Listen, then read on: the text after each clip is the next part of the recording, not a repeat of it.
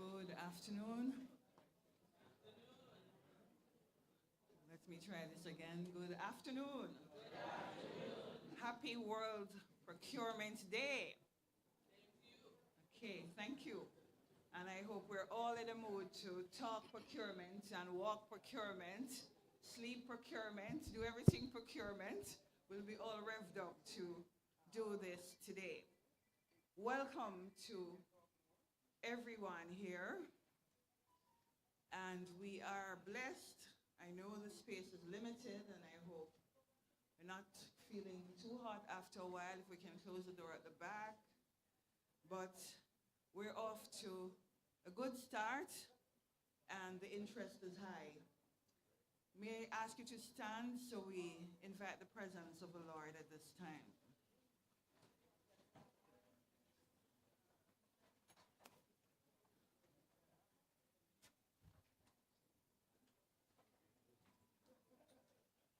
Let us pray. Heavenly Father, we thank you for who you are. We thank you, Lord, for partnerships. And even today, as we forge new partnerships, we renew old ones as well. We pray for your guidance, your blessings on this day's proceedings, and be our guide even through these proceedings. We want to thank you for all the partners present here. We ask for special blessings in their individual lives, in their businesses, in their procuring entities. We give you the glory, honor, and praise in Jesus' name. Amen. You may be seated.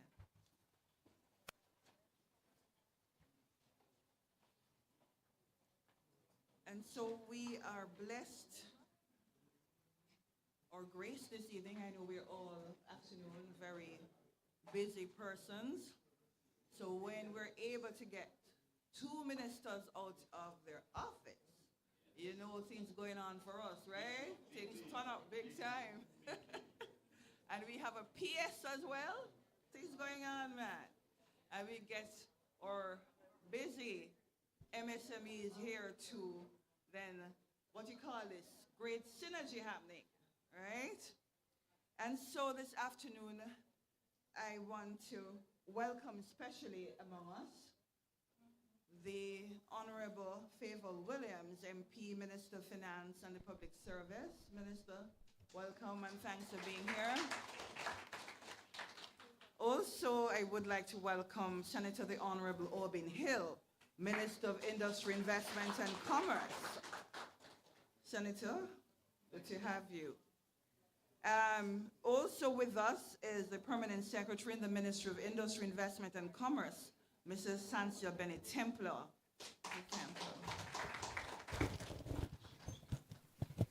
And these ministers also carried their delegation with them, so a special welcome to your delegation. We're also graced this afternoon with Chairman of the Public Procurement Commission, Mr. Milverton Reynolds, CD, in the corner. Mr. Garnet Reed, the President of the Small Business Association of Jamaica. And the ministry also has represented here the Office of the Public Procurement Policy, Mr. David Thomas, Director of Advisory and Engagement. Mr. Thomas. So welcome to other senior officials from the Ministry of Finance and the Public Service, the Ministry of Industry, Investment and Commerce. Another partner in today's proceedings is the Development Bank of Jamaica. And head of entity, Dr. David Lowe, is here. Can you just give a hand wave, Dr. Lowe? I know you can't stay with us, but we appreciate your starting at least with us this afternoon. Mr. Travel Mullings, also of the EBJ, welcome. Other executive and members of partner organizations, I hope I'm not leaving out anyone that I should be acknowledging, but just to say on this special occasion that 4 entities are partnering, major entities, and so the Small Business Association of Jamaica, the Public Procurement Commission, the Ministry of Finance and the Public Service, as well as the Ministry of Industry, Investment and Commerce. And we're here especially inspired by And in keeping with the latest announcement by Minister Williams of the intensified efforts of the government of Jamaica to ensure easier access by MSMEs to procurement opportunities. And so today is about discussion, but I hope we will pivot past discussions, and it won't be a talk shop, to strategic action to address some of the, help MSMEs navigate some of the perceived as well as real hurdles in the business of procurement, while ensuring that public sector entities also play their part in making their lives successful as well. So we owe it to each other to have not just one shot at success or two shot, but ongoing success, longevity, and that's what World Sustainable Procurement Day is about, ensuring longevity in success, the successful cycle. And we are plotting a path this afternoon, for a brighter future in terms of procurement and in terms of our economy in general. At this time, I want to invite Mr. Garnet Reed, President of the Small Business Association of Jamaica, to address us, and he will be followed by Mrs. Nadia Morris, Executive Director of the Public Procurement Commission. Mr. Reed has been with the SBAJ for almost 2 decades, right? In different capacities. And so he's well versed in what the needs of entrepreneurs are. And Mrs. Nadia Morris is also versed in procurement. She's a specialist in procurement and project management and has been in the public sector for several years. Could you make them welcome? First Mr. Reed and then Mrs. Morris.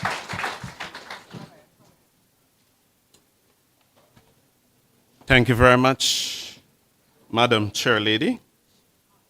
Thank you very much.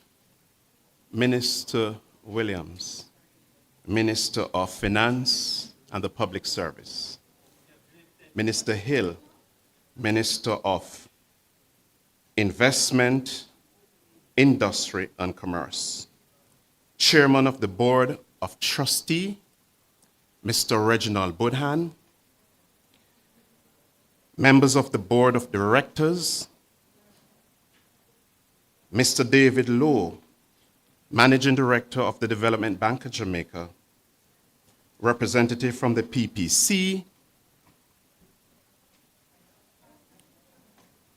members of the press, distinguished ladies and gentlemen. Get ready. Get ready.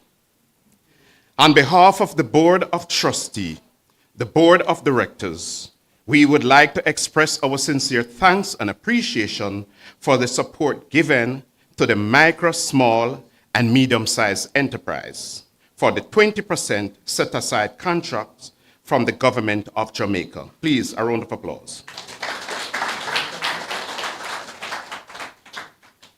It is now up to the SME sector to get ready and do the necessary training and be qualified for the 20% set-aside contract from government agencies and departments. The SME sector is the engine of growth for the Jamaican economy, and it accounts for approximately 80% of employment and contribute billion in tax revenue. We hope that no SME will leave behind as long as they are compliant. No SME must be poor. Senator Harbin Hill said it best. If you have 3 million people in Jamaica and you're going to sell the 3 million tiles, you will not get rich.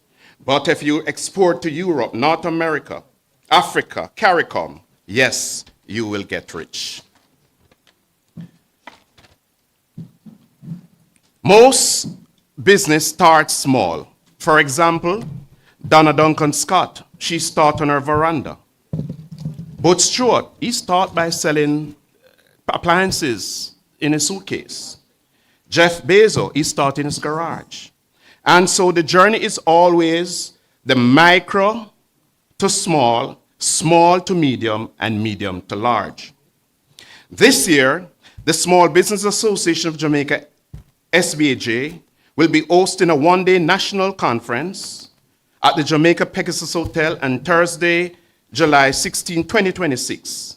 This conference will bring the informal sector to the formal sector, and we will be having TAJ, NIS, Companies Office, just to name a few. And we hope that we will assist these business leaders who are informal to become formal. May God bless the government of Jamaica, and may God bless Jamaica land we all love. Thank you.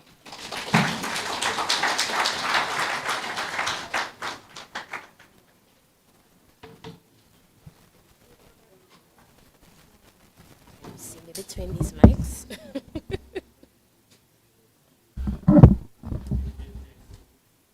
All right, good afternoon, everyone. Moderator, Miss Erica James King, the Honorable Favour Williams, Minister of Finance and the Public Service, Senator the Honorable Aubin Hill, Minister of Industry, Investment and Commerce, the Chairman of the PPC Board, Mr. Milverton Reynolds, Mr. Garnet Reed, President of the Small Business Association of Jamaica, Mr. David Thomas, the Director of Advisory and Engagement, Office of the Public Procurement Policy Unit of the Ministry of Finance and the Public Service, other officials of the Ministry of Finance, Ministry of Industry, Investment and Commerce. I would love to also acknowledge Dr. David Lowe from the Development Bank of Jamaica and his team as well, executive team members, partner organizations, MSMEs, members of the media, other distinguished ladies and gentlemen, good afternoon. So on behalf of the Public Procurement Commission, I am delighted to be partnering with the Small Business Association of Jamaica, the Ministry of Finance and the Public Service, the Ministry of Industry, Investment and Commerce, and the Development Bank of Jamaica in co-hosting today's public meeting. So this event is really a manifestation of a joint, enthusiastic, and targeted efforts of the co-partners, including our MSMEs.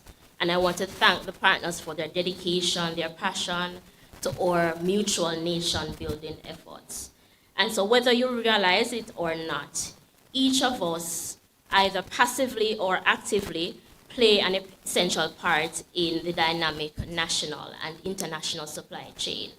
But today, as the international community celebrates World Sustainable Procurement Day under the theme Action Over Noise to Life, it is important that we intentionally pause, reflect, engage in dialogue on how we as public and private sector interests can be more strategic about forging inclusive partnerships.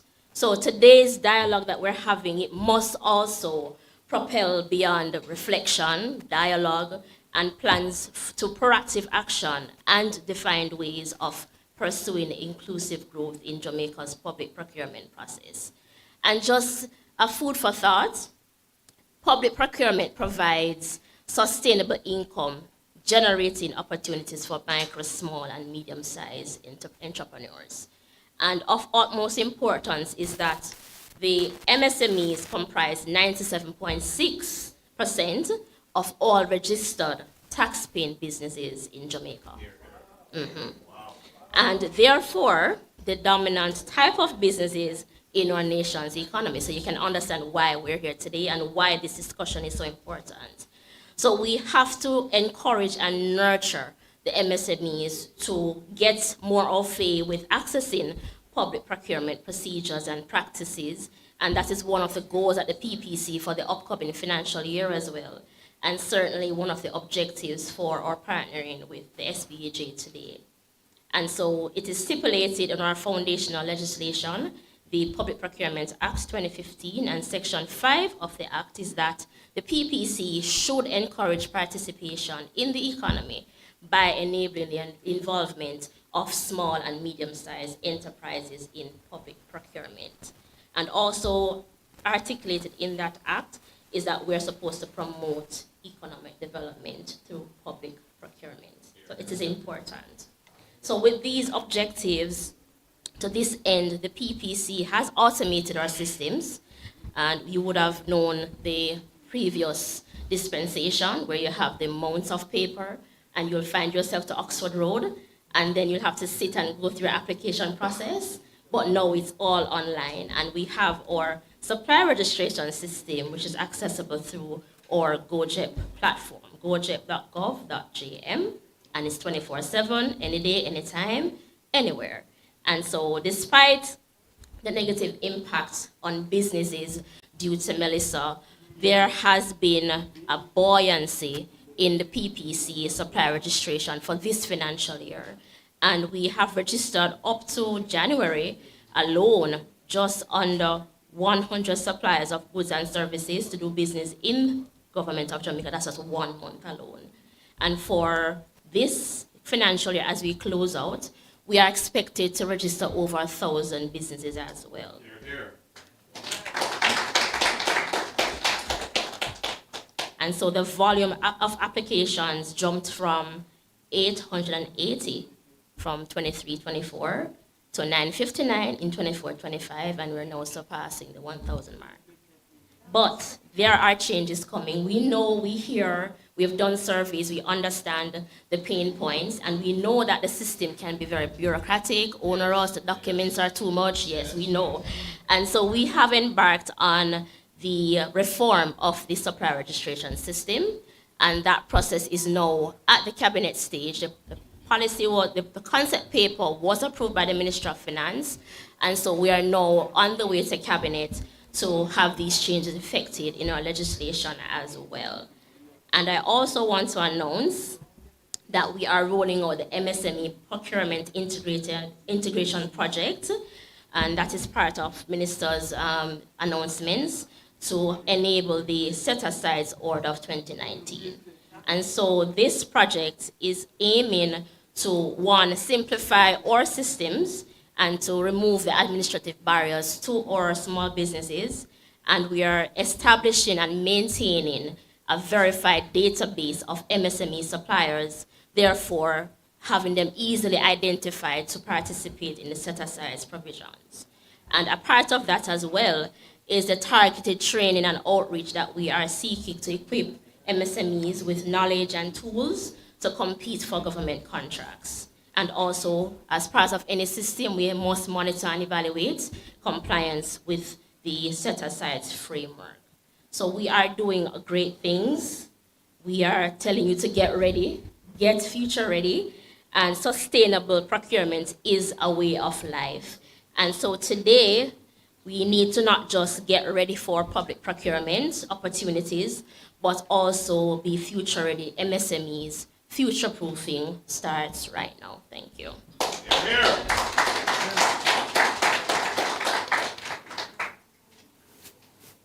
Thank you, Mrs. Morris, and thank you, Mr. Reed, before that. So we see a lot is happening that we need to get on board with if we are not already on board. I just want to say we have a bumper turnout, and many people didn't pre-register. So I hope you bear with us, and you can join, if you are listening, you can join. We're streaming live to the public procurement portals. We're streaming also to SBJ portals. Then there is Nationwide doing an outside broadcast from here.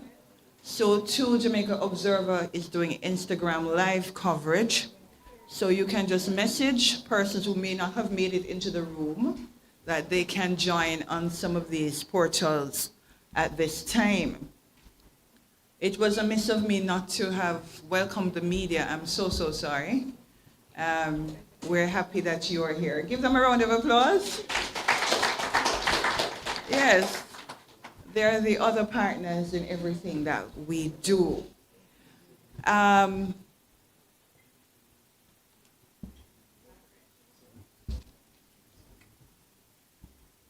not picking up. All right. Just enough.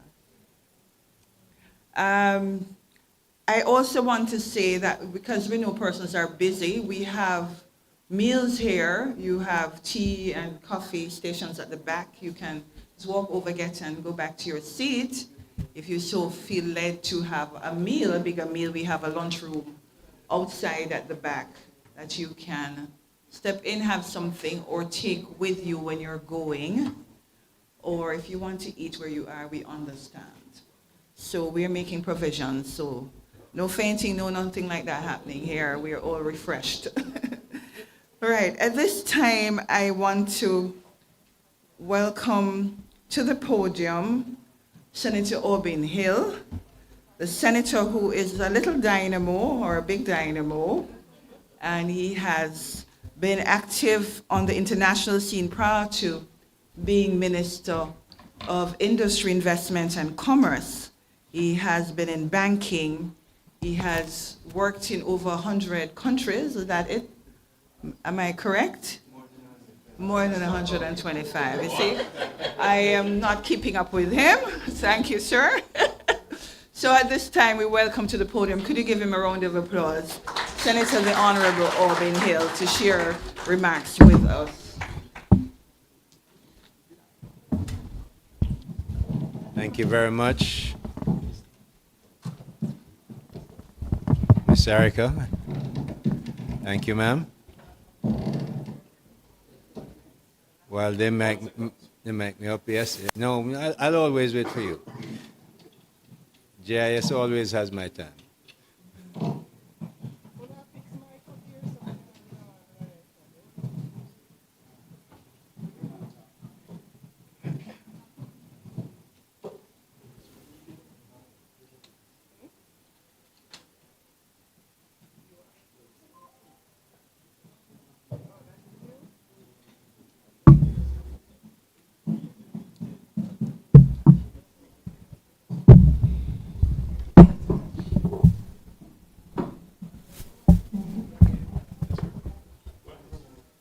Right, Miss Erica James, or rather, James King, who is our moderator today, and she's from the PPC Commission. The Honorable Fable Williams, Member of Parliament, Minister of Finance and the Public Service. Happy to see you here, Minister. We rarely ever are together anywhere, except it possibly in cabinet for sure. So when you see the two of us out, you must understand this is serious business and this is important business. Mr. Milverton Reynolds, who have known more years than I've been alive, we're both from St. Elizabeth. We went to Monroe College. I've seen him all these years, and now he's the chairman of the PPC. Good to see you, Milverton. Mr. Grant Reed, oh, the mercy, President. Mr. Garnett is, yeah, where Mr. Grant? I mean, know you very well. Garnett is in our face every day for his association. That's what he's supposed to do, and you know, he hasn't cursed any bad words or anything. So Mrs. Nadia Morris, the Executive Director of Public Procurement. At the PPC, of course, Mr. David Thomas, Director of Advisory and Engagement. At the PPC, our senior officials from the Ministry of Finance and the Public Service. My very own permanent secretary is here with us. More power. Leadership officials, Christine Bernard from the Business Development Executive of the Bank of Jamaica, the Development Bank of Jamaica. Other owners and operators of micro, small, and medium-sized business, media practitioners, all of you, distinguished ladies and gentlemen, and especially people from the MSME sector of our economy. You know me well, I know you well. I've been out with many, many road shows with the permanent secretary or staff. I've been to many of your stores. I've bought some of your stuff. But there's an area that we want you to get involved in that, frankly, we in government have made it as easy as it could be. Just straight up, sir. Okay? I am pleased to be here. As the Minister of Industry, Investment and Commerce, Jamaica's Business Ministry, on World Sustainable Procurement Day for the Small Business Association of Jamaica, public meeting organized in partnership with the Public Procurement Commission, which is under the Ministry of Finance and the Public Service. You know, Minister, when I went to the Ministry of Industry, I said at no time must any of my 20 agencies talk about their agency and not talk about the ministry. It's the ministry that keeps them together. They can't make one submission to cabinet. They can't get to cabinet unless, PPC can't get to cabinet unless it goes through your minister. And yet, very often you see some agencies, not mine anymore,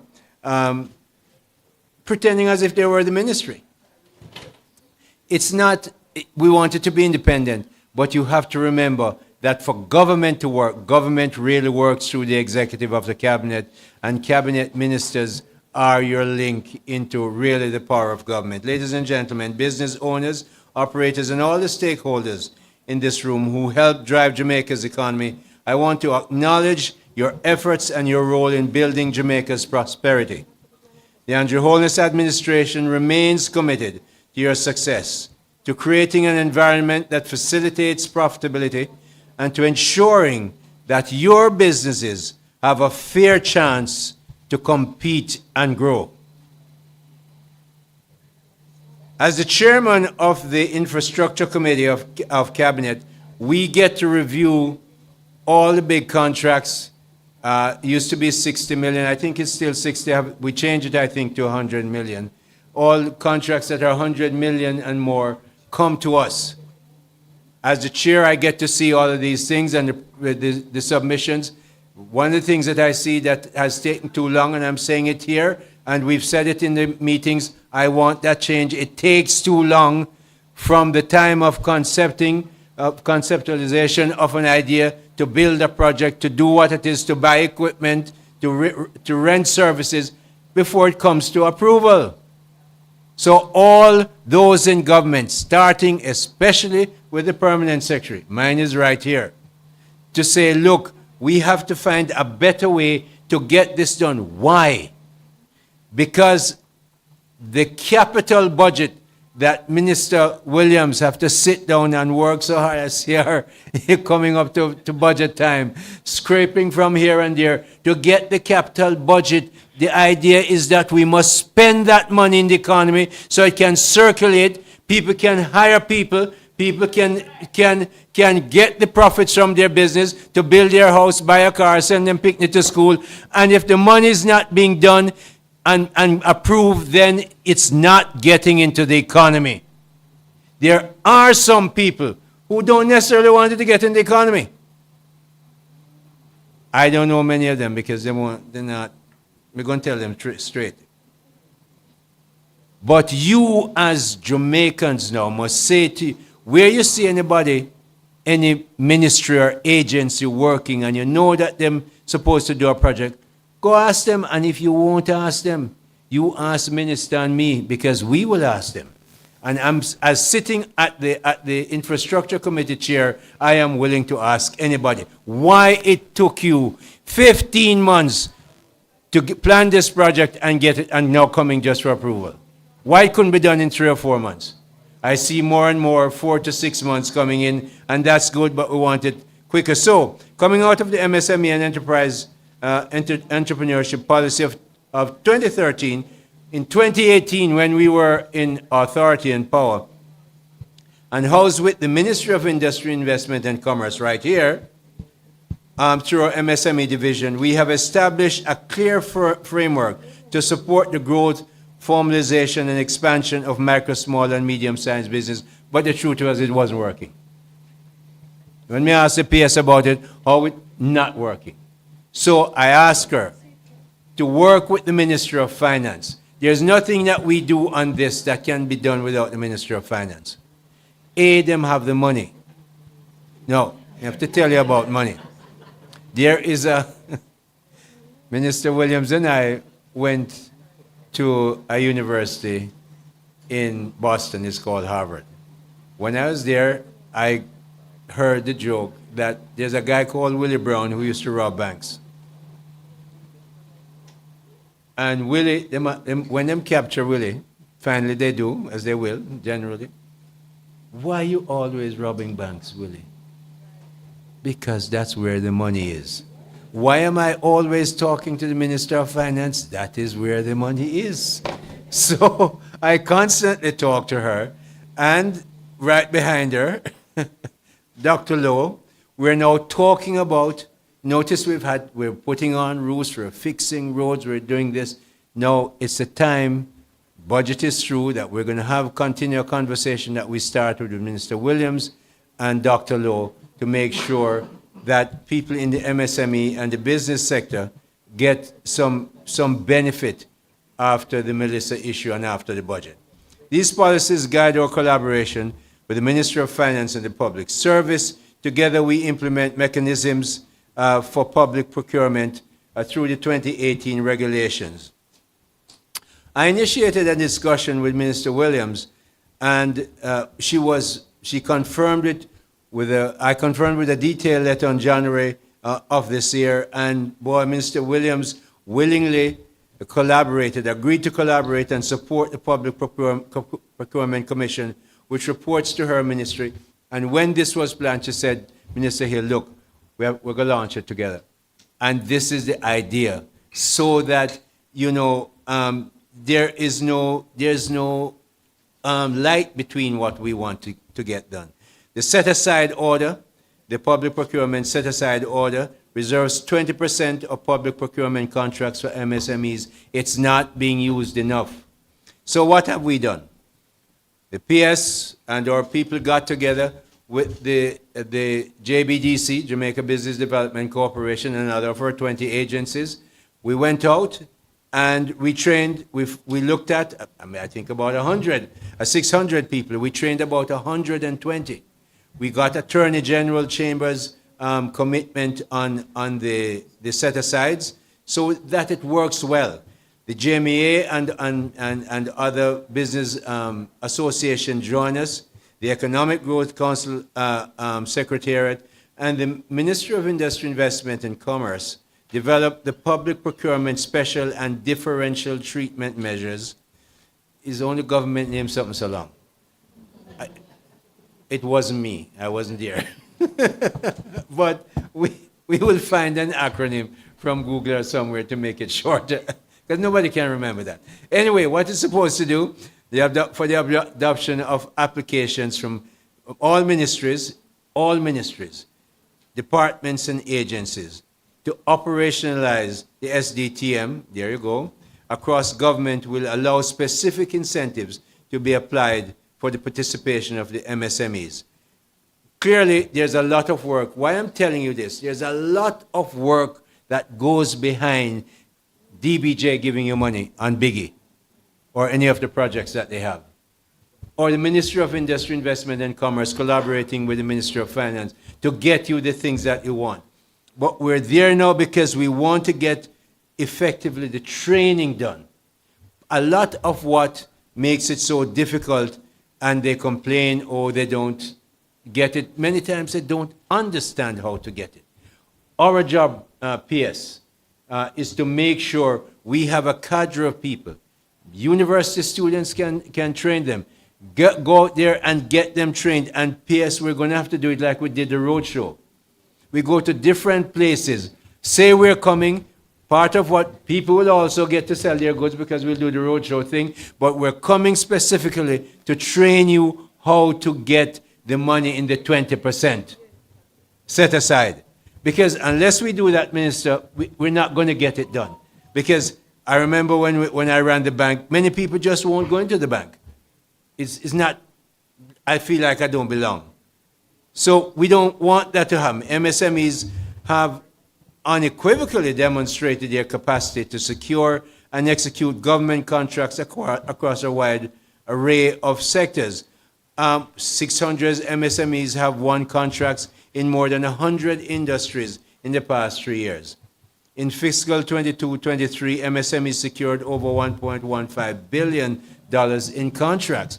So it's not that money is not being used. 1.51 billion in any currency, especially ours, that has been strong over the past 8-9 years since we made the central bank independent. And just looking, I have to make a speech in the Senate on Friday, so I've been doing a little prepping. You would be surprised, in the past 5 years, the Jamaican currency has depreciated only 4.6% in 5 years. In the last 2-3 years, it's like just over 1% a year. That is amazing. When we decide to make the central bank independent, business people, because I banked them when I was in the bank, called me and said, Lord, heaven is going to fall down and earth is going to become hell. I tried to assure them in the calmest voice I could have, and that didn't happen. In fact, in the past few months, our currency has been upvaluing against the US dollar, which is unheard of. We've just had a 5-category hurricane, and we lost so much of our stuff. How does that happen? Good management, good governance. And, you know, I want to say something to you. Lots of you get government benefits and you won't say a word. Not a word. Don't do that, man. Don't do that, because anytime anything happens at the government, when you blame us all the time, then be kind sometime. No? Come on, man. When you get the benefit from DBJ, say the DBJ and the government is 100% shareholder on your behalf. So, Garnet, make sure you tell them, remind them. Once in a while, say government. Not just when we have to take some of the costing, and sometimes we should take it. In fiscal 23-24, awards total not 1.15 but 1.18 billion.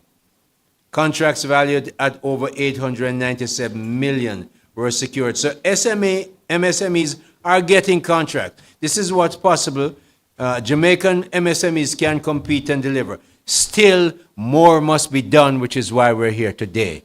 Today is the launch. It's not the end. We are going to work, and, you know, my number is on Nationwide and the other radio station. Me not hide it. Nobody has ever abused me on the phone because I can't click it. But nobody cussed me. It's true. But we all know where my office is. You know where the PSs can be found. So let us make sure that in the set aside and the domestic margin of preference, another part of that program, make sure you use it. We've set up a working group with JAMPRO, one of my agencies, Jamaica Trade Board, one of my agencies, Jamaica Business Development Corporation, another one, Fair Trade Commission, Anti-Dumping, and the Ministry of Finance and Public Service, of course, with the procurement team. These measures are designed to create an equal and transparent playing field. I'm not going to take any more of your time to tell you the details. Why I'm telling you this way is to let you know that A, there's a lot of work that has to be done to make it work for you. B, come in and use it. Ask for it. And when it's not working, you say, Mr. Hill, send me so that I get it. Now, if you're wrong, Garnet will tell you, say, me I go tell you straight up to your face, right back on the radio. Say, no, somebody did say it. But in other words, we're Jamaicans together. I just happen to be privileged to have this job. You have yours. That doesn't make me better than you. That makes me privileged to serve you. That's how I see my job. So I'm here to tell you today, I'm working with another privileged servant who absolutely agrees with that. To say we're here together to work with you, to make sure it works for you. We're going to have the verified registry for the MSME. PS is going to come out with more information. We're going to have to talk about this more, PS, inform people, and get the roadshow things going that we've used so well to help export, and we will revive that again. So as we come today to do this launch, jointly with the Ministry of Finance, with the Procurement Commission, we want to say thanks for coming out. We want to make sure you understand we're available to you. We want you to know there's a lot of work being done, but also, as I had the privilege, the Prime Minister asked me to set up business and put business back, and I went to board and do that and give out generators that the PS buy, because we couldn't use generators that were sent by taxpayers from overseas to give to business people to make money. So Cabinet was very clear, you have to go buy your own generator. PS procured in the normal procurement way.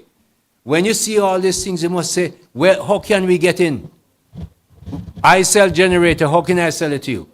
But doing that in border, what I saw when I went down there like a day or so after the hurricane, and I saw those people, fisher people, them tell me, say, them no have no roof, them get a piece of tarpaulin, the blue thing, and put on.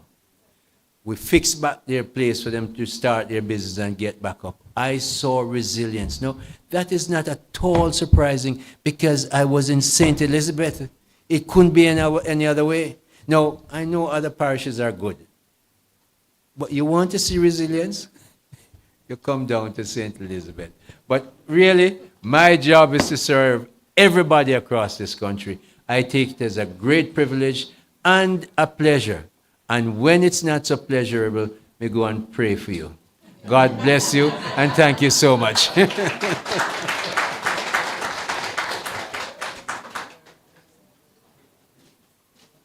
Thank you, Minister Hill. And here in batting for St. Elizabeth, I need to bat for St. Catherine. But he had us in stitches too, not just telling us what is being done to help MSMEs make use of public procurement opportunities.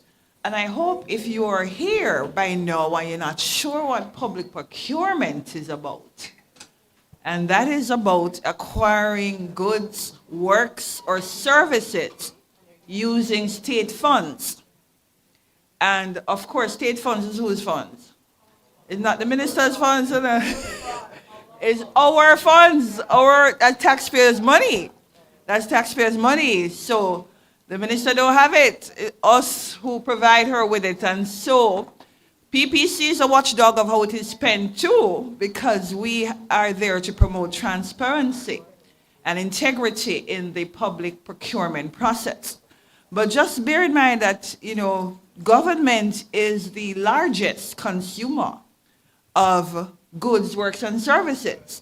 So if you're not selling to government, you're missing out on a big part of the multi-billion-dollar pie in procurement. And that's 30% of GDP at least, so that you could be making use of in your business.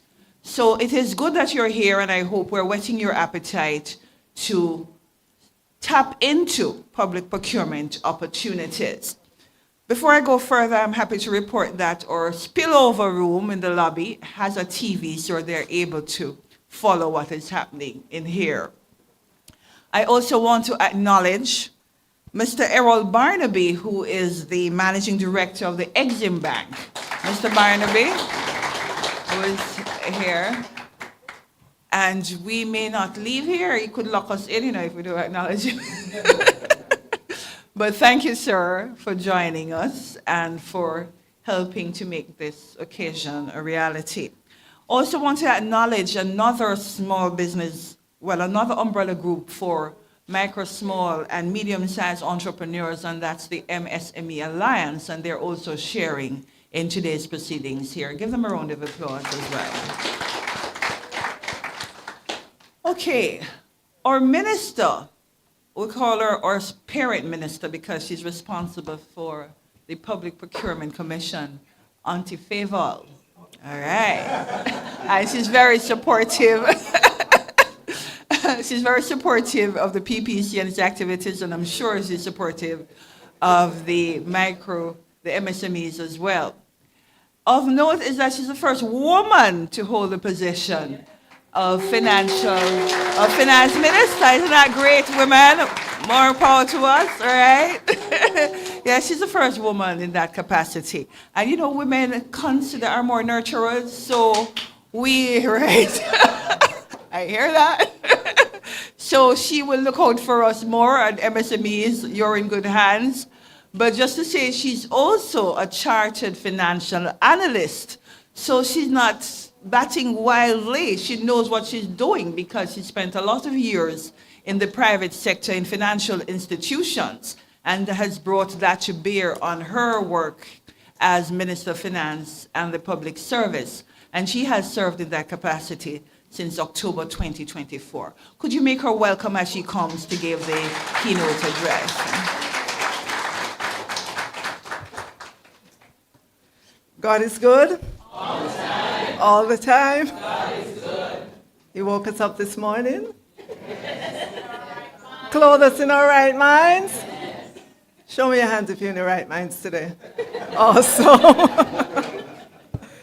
Gave us journey in mercy. I mean, that's awesome, right? Considering the mayhem on the roads. So we have to say once again, God is good all the time. So let me begin by acknowledging my colleague minister, Minister Hill. I want to acknowledge as well Chairman of the PPC, Mr. Milverton Reynolds, on whose shoulder all of this rests. Yes. Mr. David Lowe is another shoulder as well. He's the MD from the DBJ, and I know we have the MD from EXIM. We have the MSME Alliance, and of course, I have to big up the SBAJ, and I have to tell you, they called my office. They said, we want to see you, Minister. They said, we want to come in and see you. And I said, of course, and made the time, and they came in, and before they even sit down at the table, they said, Minister, the procurement to come vote. And that was the only thing they wanted to talk about. How can they get access, they and their members? So you need to give them a round of applause.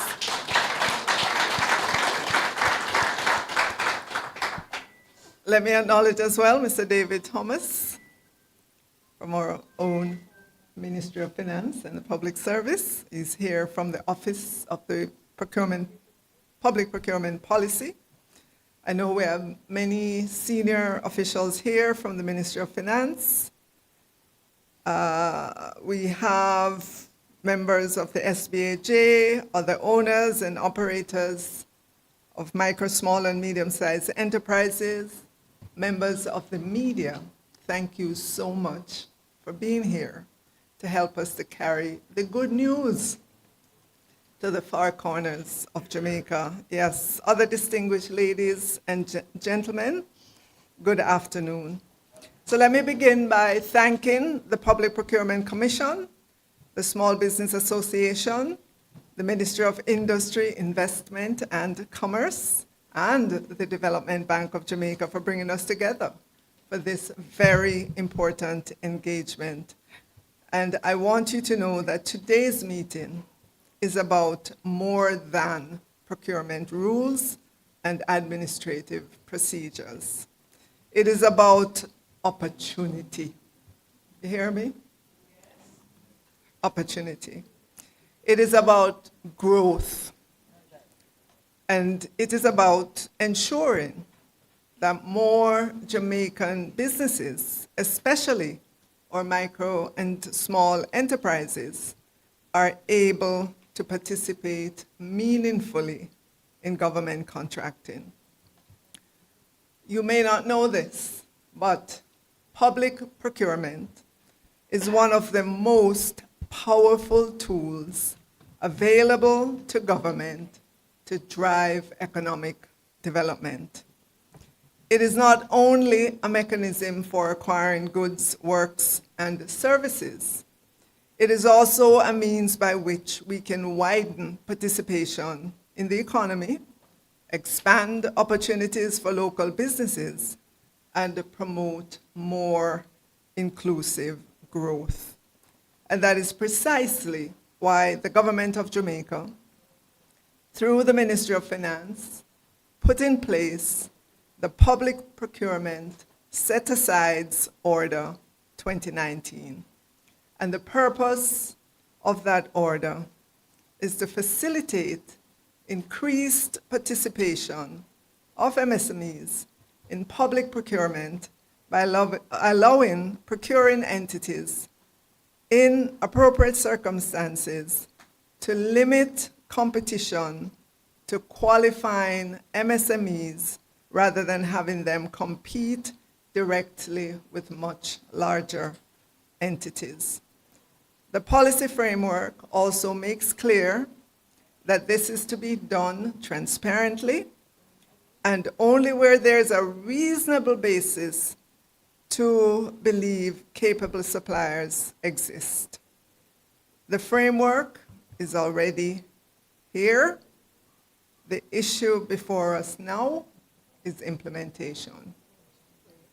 Based on procurement reporting systems submitted to the Office of the Public Procurement Policy for the period February 2022 to April 2025, total reported procurement spend amounted to approximately $876.7 billion.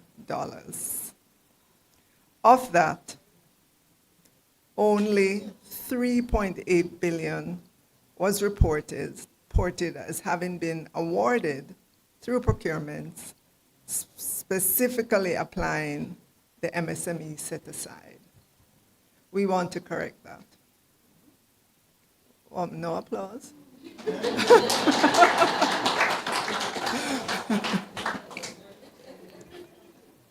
That's less than 1% of the total reported spend. And I want to be clear, that figure does not mean that only less than 1% of government contracts went to MSME. We know that many MSMEs are already benefiting from government procurement through ordinary competitive processes. But the data does tell us something important.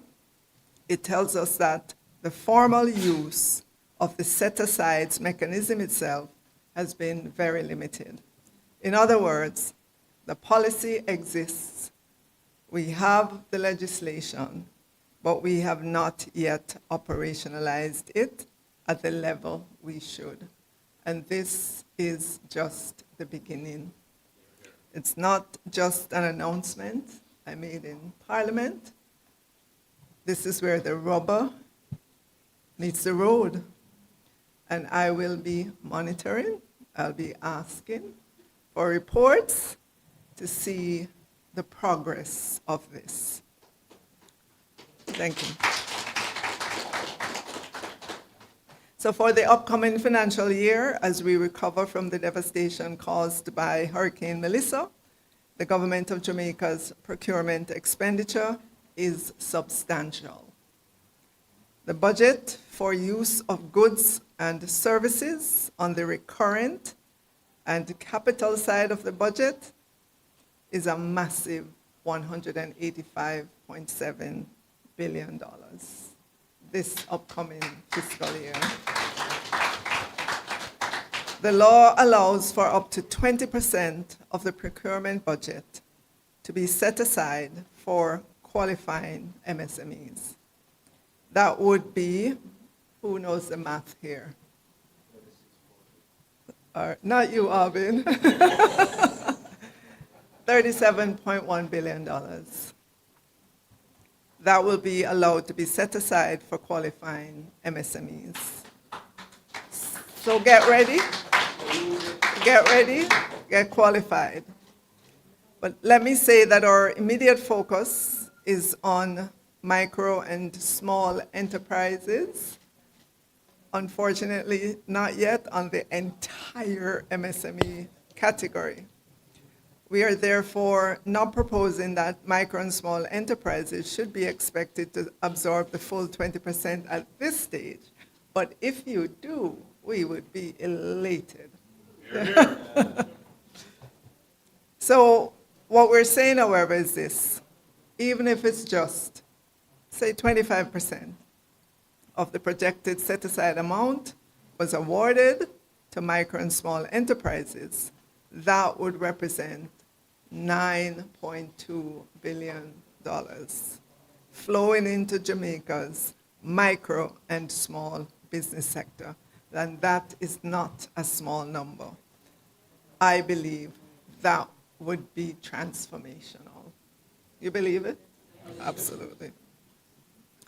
That level of participation would mean more contracts for micro and small Jamaican firms, more revenues circulating in the local economy, more jobs, more business formalization, and greater productive capacity.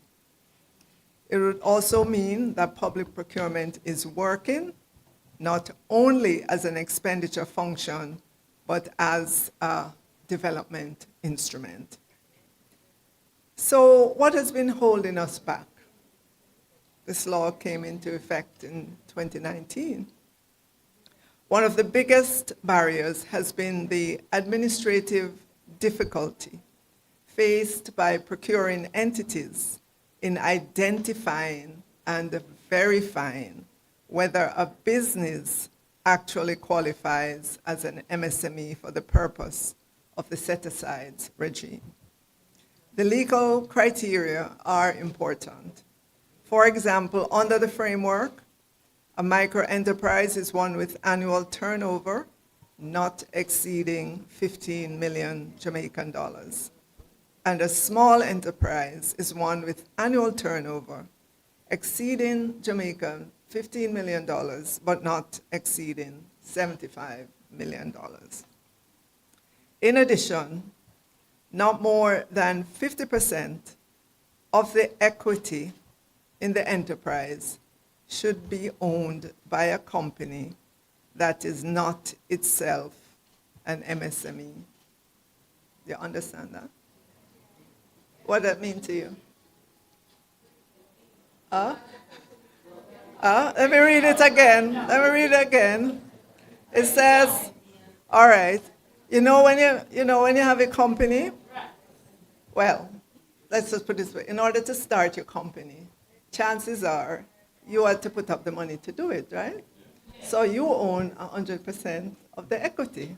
You could invite other people to come in with you, and they could own part of the equity, all right?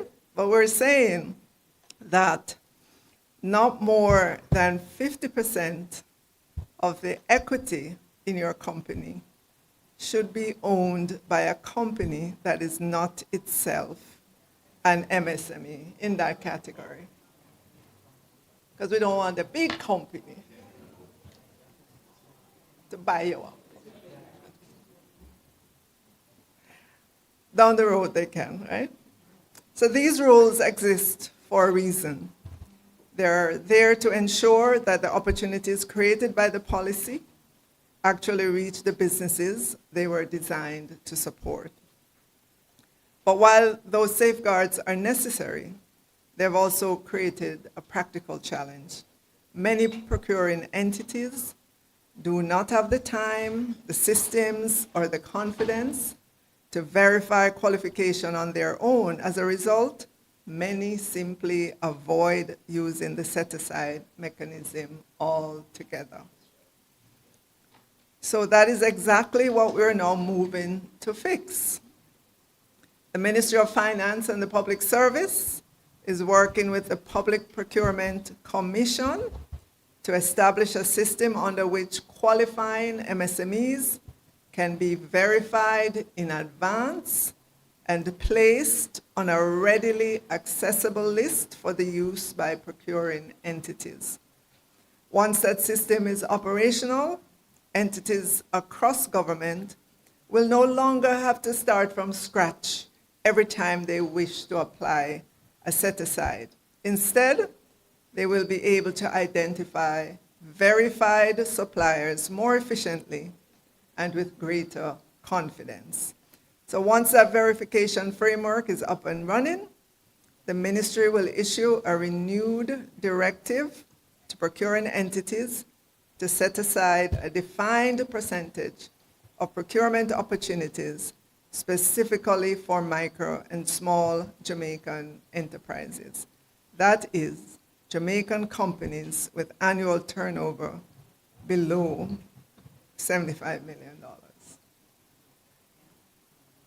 This is not about lowering standards.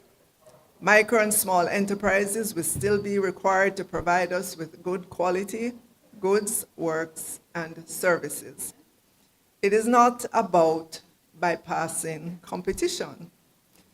It is not about creating unfair advantage.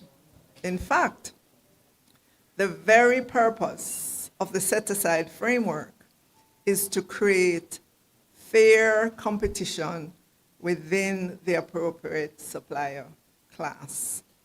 At the same time, the Ministry of Finance, through the Office of Public Procurement Policy, will increase training for procurement practitioners to increase their confidence in utilizing the set-aside framework.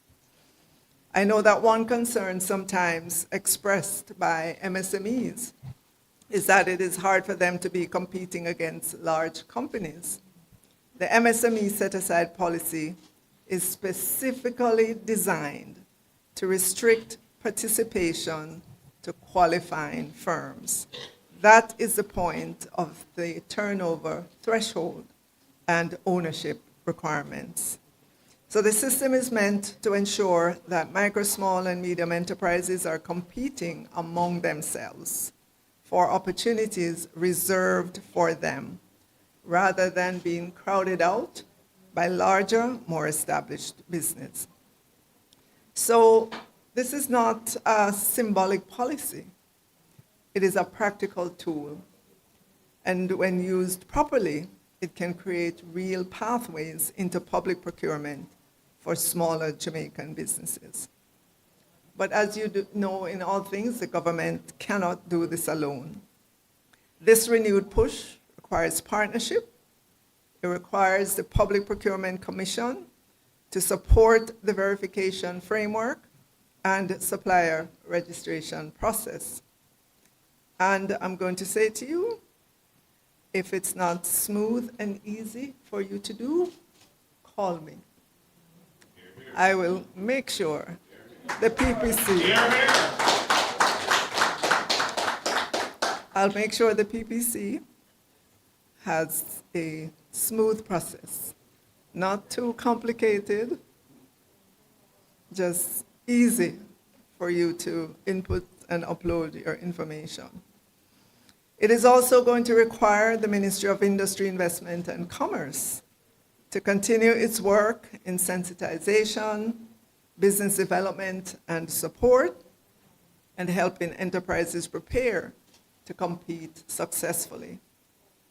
It will require the Development Bank of Jamaica and other financial institutions to think creatively about how MSMEs can be supported when financing solutions, with financing solutions that help them perform government contracts once awarded. And I'm going to digress a little bit once I saw that, because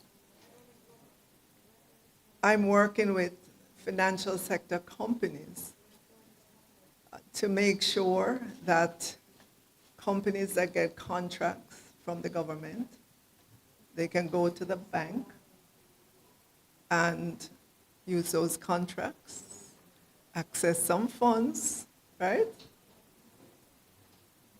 Yep.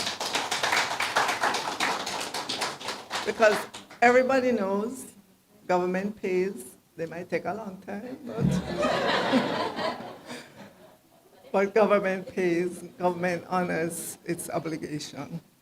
So those contracts that you get, the bank should be able to assess them and should be able to lend against them. So it requires the private sector itself, or micro and small businesses, to formalize. Let me say that again, to formalize. What does that mean for you? You register, all right. Yeah. Can't get into the system unless you register in the way the government is asking you to do. So there are steps that you have to take. We want you to build capacity, and we want you to understand the procurement process and to prepare to compete within your class. So to the business owners here today, and I see a lot of women business owners, yay!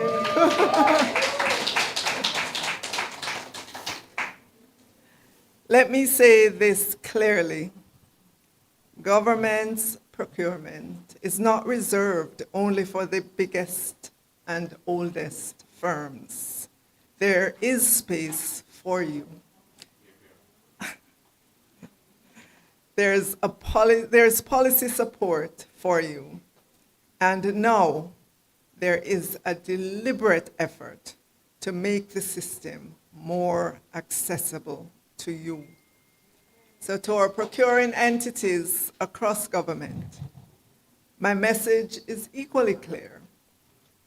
We must move beyond treating MSME set-asides as a policy that exists only on paper.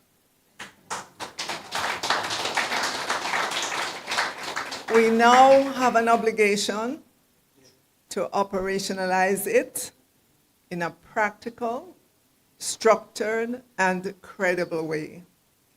When we engage our private sector partners and they provide us with their goods, works, or services, we must ensure that they are paid promptly. And to all of our partners in this room, let us treat this moment as an implementation moment. The opportunity before us is significant.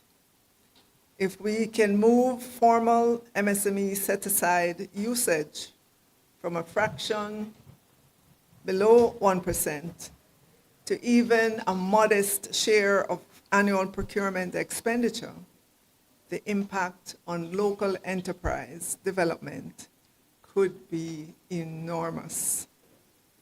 This is how we broaden participation. This is how we use public spending more strategically. And this is how we ensure that more Jamaican businesses are not just spectators in the economy, but active participants in national development. So let us work together to make the MSME set-asides order a living and effective instrument of growth. Thank you, ladies and gentlemen.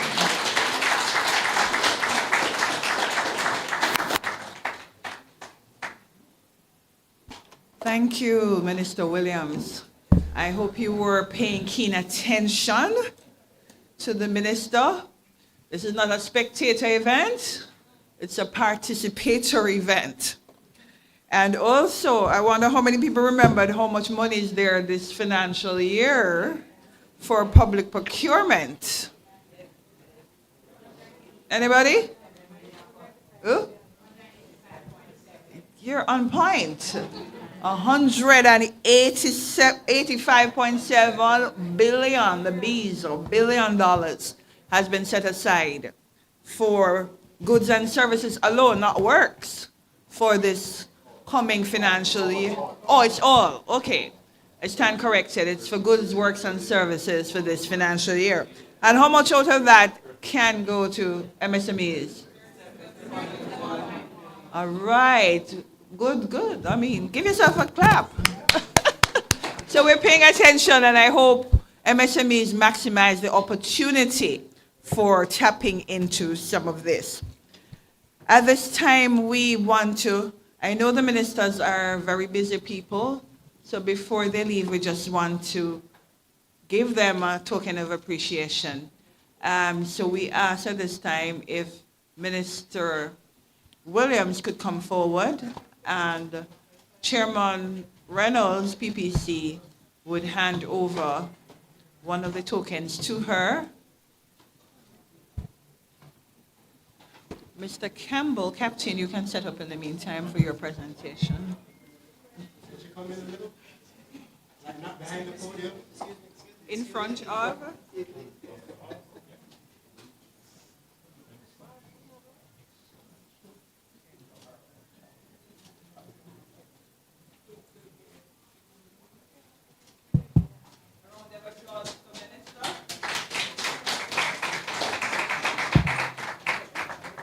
And she actually said you could call her if you're having any problems, all right?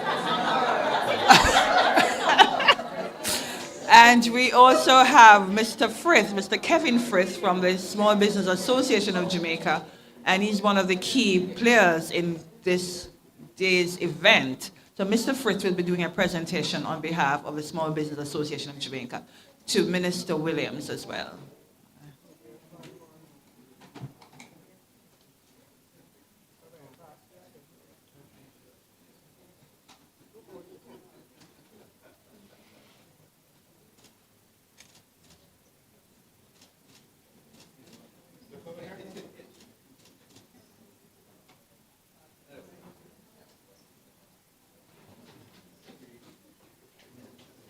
And we're not leaving out Senator the Honorable Orbin Hill,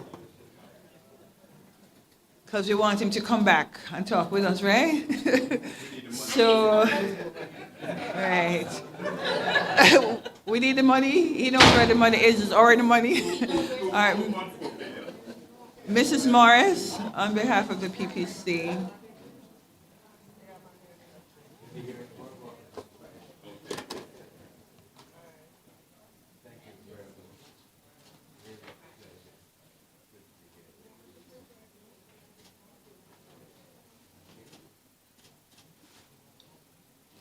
Give Minister Hill a round of applause and Mrs. Morris.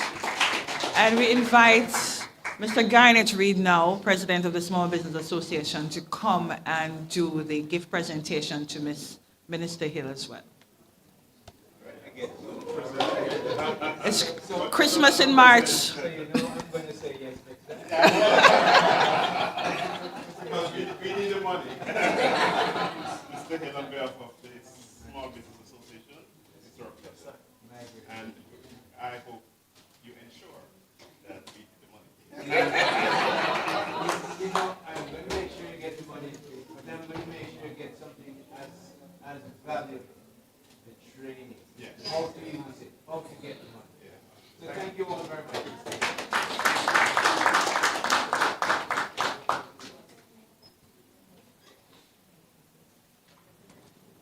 Okay, at this juncture, we want to thank everybody for being attentive, whether you're standing or sitting.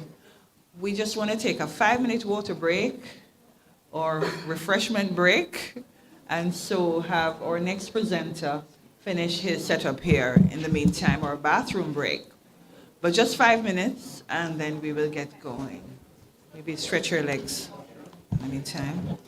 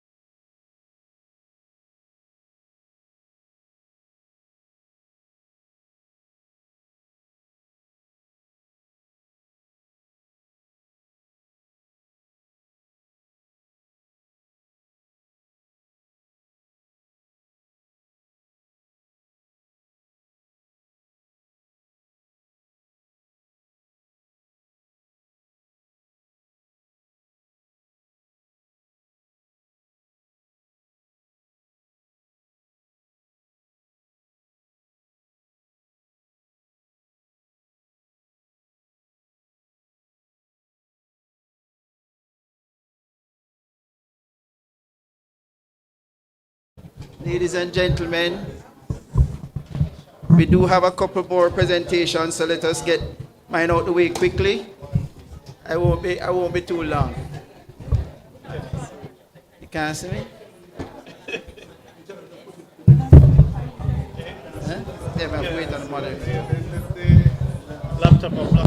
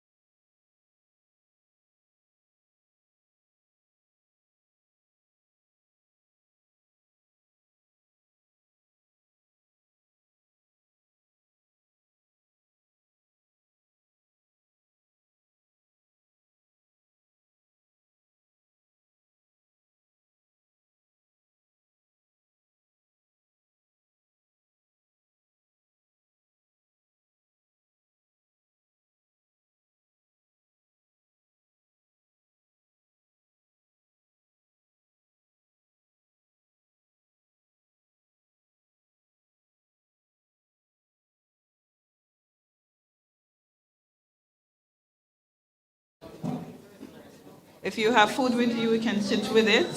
It's a working meeting. Consider it a working meeting. But time is going, so that bathroom break or food break was important.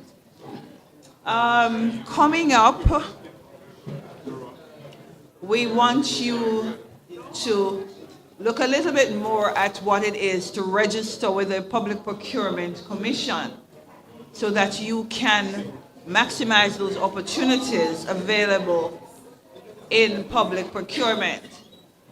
I'm going to ask persons to sit as quickly as you can.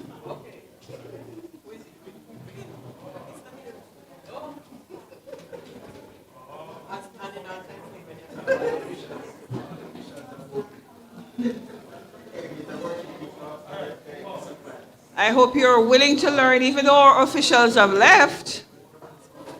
But everybody take a seat. We have more seats available now, I guess.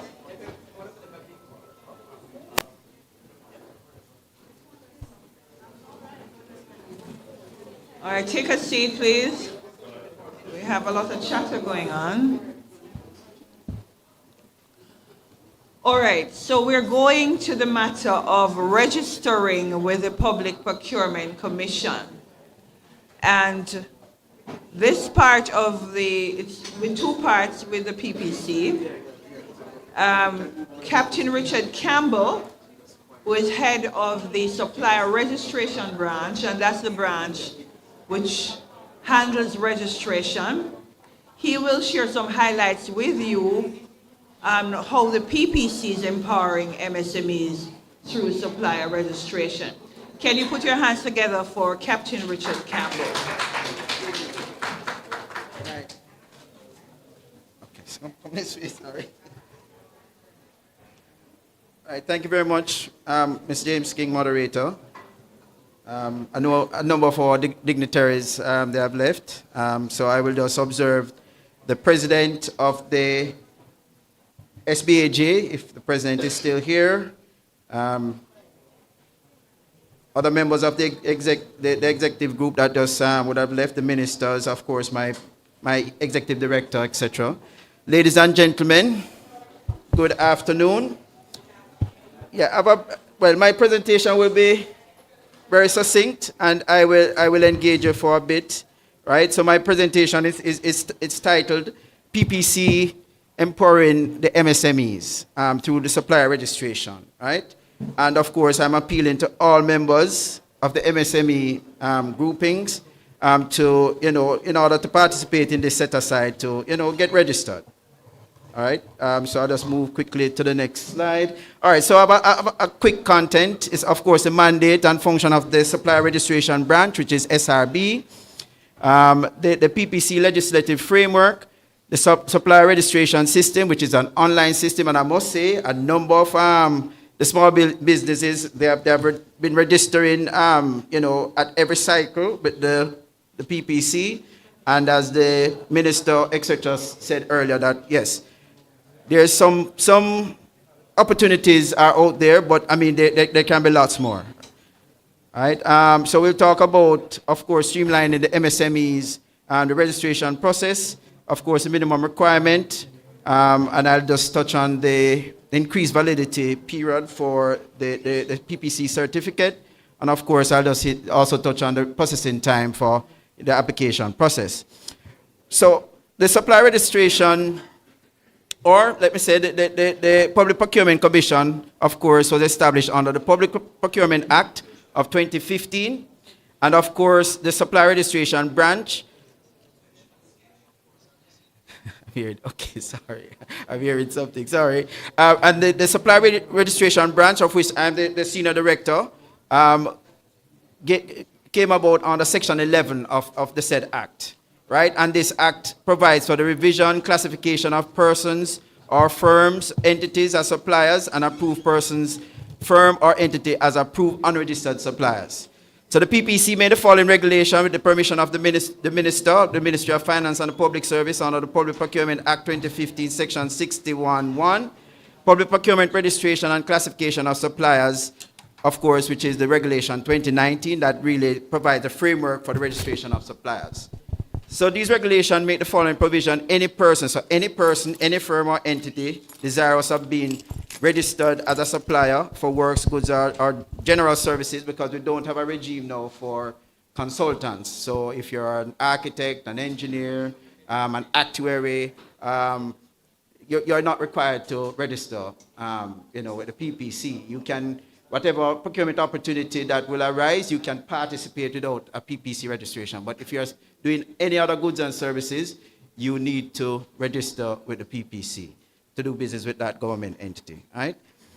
All right, so the supply registration system, of course, many of you would have interacted with it because it's an online system. You can access it from anywhere and on any device as long as you have Wi-Fi.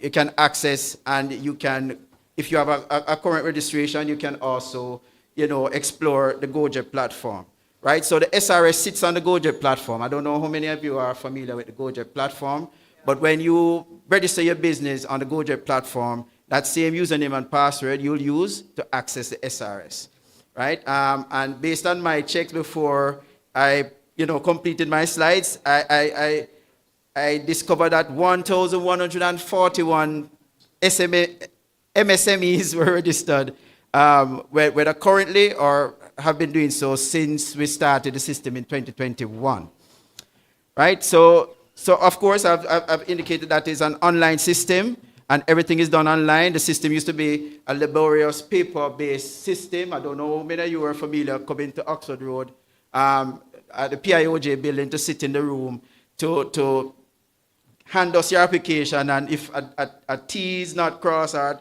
an I is not dotted, then we'll send you back, because that was how we were trained to handle the registration process. But of course, the wisdom of the government, they said, okay, the world is moving digitally, moving in that direction with technology and so on and so forth. So of course, the supply registration system came about, and it has been, working wonders, because trust me, on Christmas Day, if I happen to go on the system, which I should not, I see people submitting applications. So it allows you to submit your application from wherever you are in the world. So persons from all over the world, they have been registering, and I'm happy that the government now, want to ensure that the set-asides is in place, because you have persons overseas who are, doing some of the business that, of course, will be set aside for you, basically.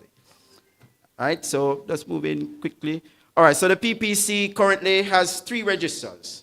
We have a register for suppliers of works, grades 1 to 4. That is all. Can I see the hands of the contractors in here, the construction companies? Any construction company? All right, 1, 2, all right, 3. Okay, all right, good. And I take it then that most of you are falls in the supply of goods and general services. And as I've said before, the general service, goods and general services, other than consulting services. And it's important that that distinction is made, because I receive a lot of calls from engineers, architects, project managers, land surveyors. Not valuers, though. Valuers need to register because there's a valuation service, that an appraisal service that is in the system that you need to be registered to offer that service. But all those professions that I've named that are consultancy, well, and if you're IT, if your focus is IT, you need to be registered with the PPC to do either providing the software, providing the hardware, on whatever service, network services, you need to be registered. But I want to quickly say that we have, of course, for the suppliers of goods and general services, we have 128 categories. So it can be if you operate a garbage truck, if you operate a tipper truck, if you provide courier services, if you provide guard services, I mean, some of the bigger companies, the guard services. If you provide drinking water, you can be, or you must be registered to do business in those categories, right?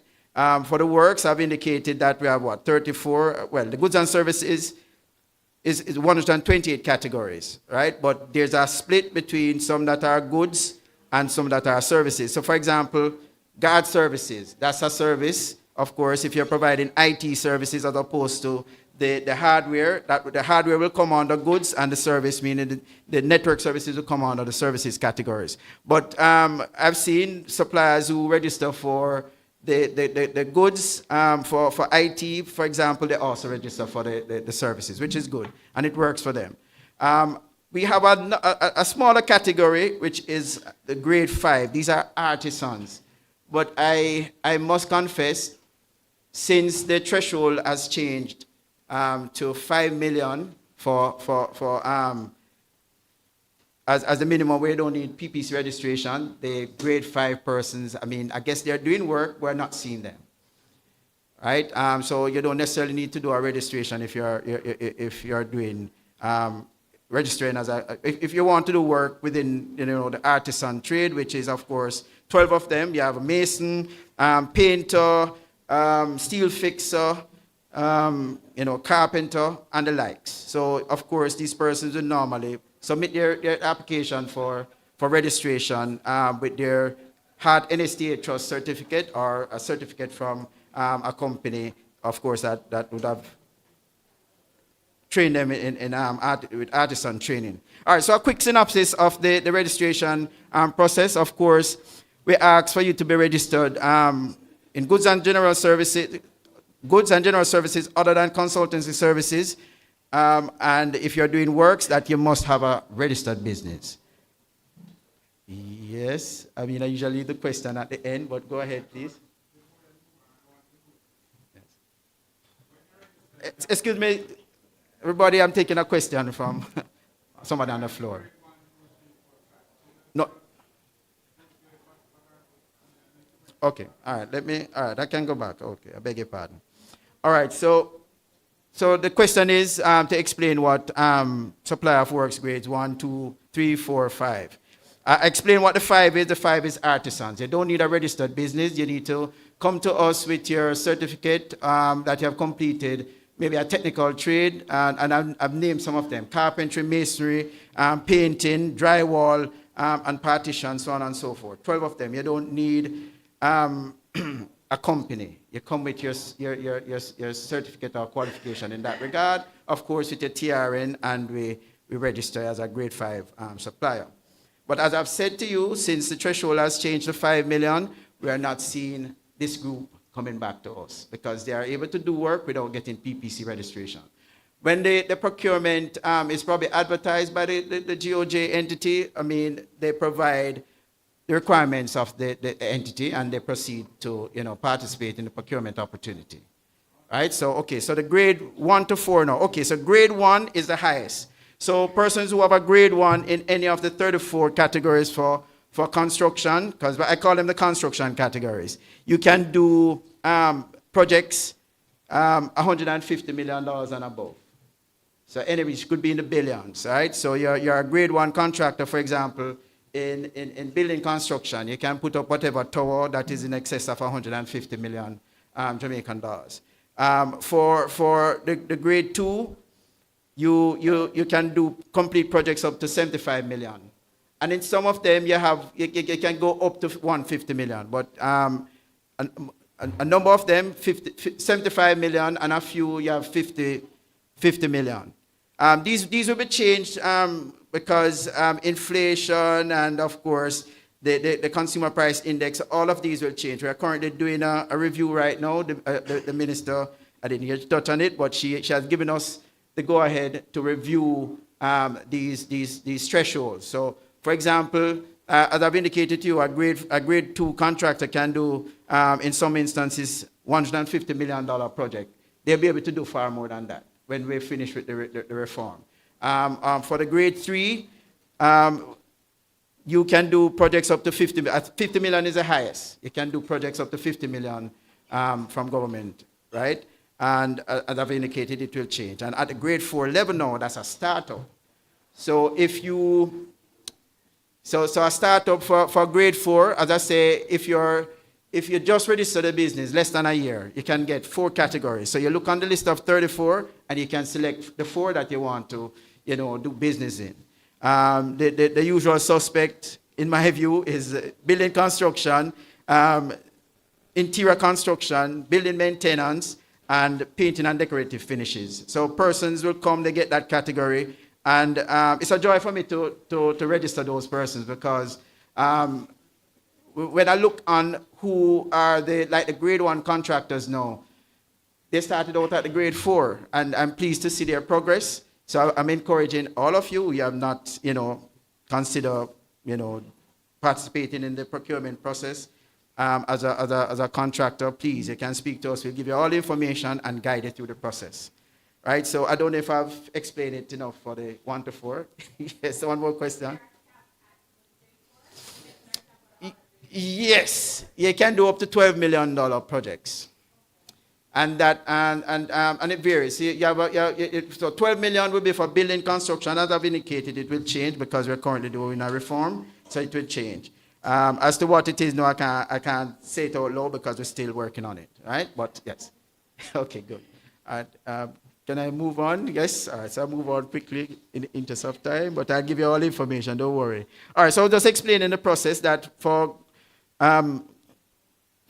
goods and services registration and works 1 to 4, you need to have a registered business. So it can be a partnership, it can be a sole trader, it can be a limited liability company, right? I've seen some massive contractors who are trading us. I mean, I don't know how they do it, but we don't prevent them from or stop them from registering. They register, and we are pleased with them, registering and doing business all over the country, which is good, right? So, of course, I indicated that you need to establish a footprint on the GoJet platform when you just register your business, right? And of course, on receiving that username and password, of course, you log on, and then, of course, on the same screen, that same environment, you have SRS, which is, PPC registration. And of course, my colleague after me will give you, for those who are unfamiliar with the system, we'll show you how easy it is to access it and, of course, get the registration process going. And I know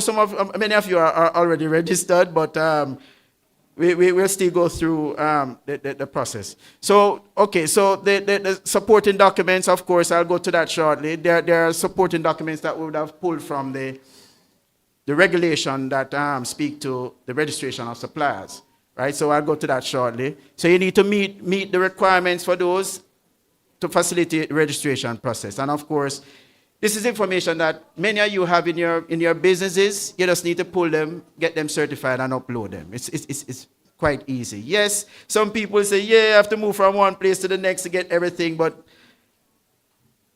we're willing to work with you as best as we can to get this thing through the door, right? So we're here to work with you, right? So I just want to assure you that we will. Okay, so on completion of the registration process, of course, the supplier registration branch will review your applications, and if it meets the requirements according to the legal framework, of course, we'll take it to the Board of Commissioners, who will, of course, approve. And this is the general system, because I did a separate one to show you some of the little nuances with the MSMEs, right? And then, of course, the end of the registration process, you're able to print your certificate if you wish, but you can forward it to whichever procuring entity that you're participating in the procurement process with, right?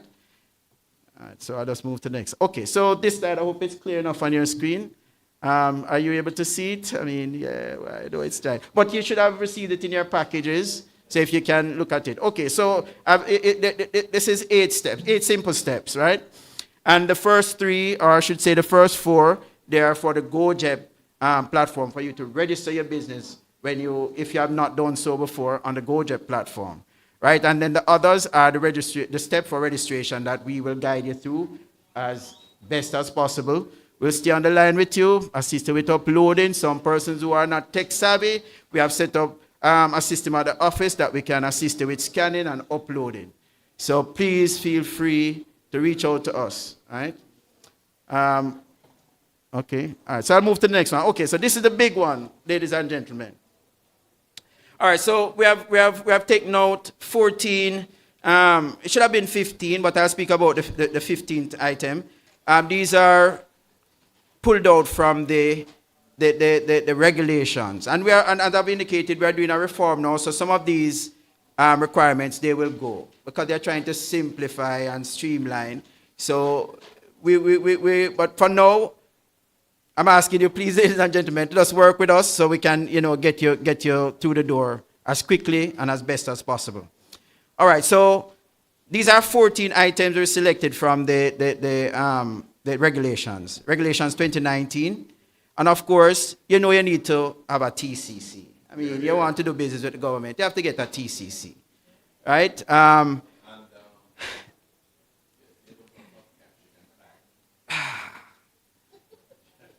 Too easy. So you need a TCC, you know that, right? So the status letter, if for the limited liability companies, we need to know who the directors are. Sorry, go ahead. Yes.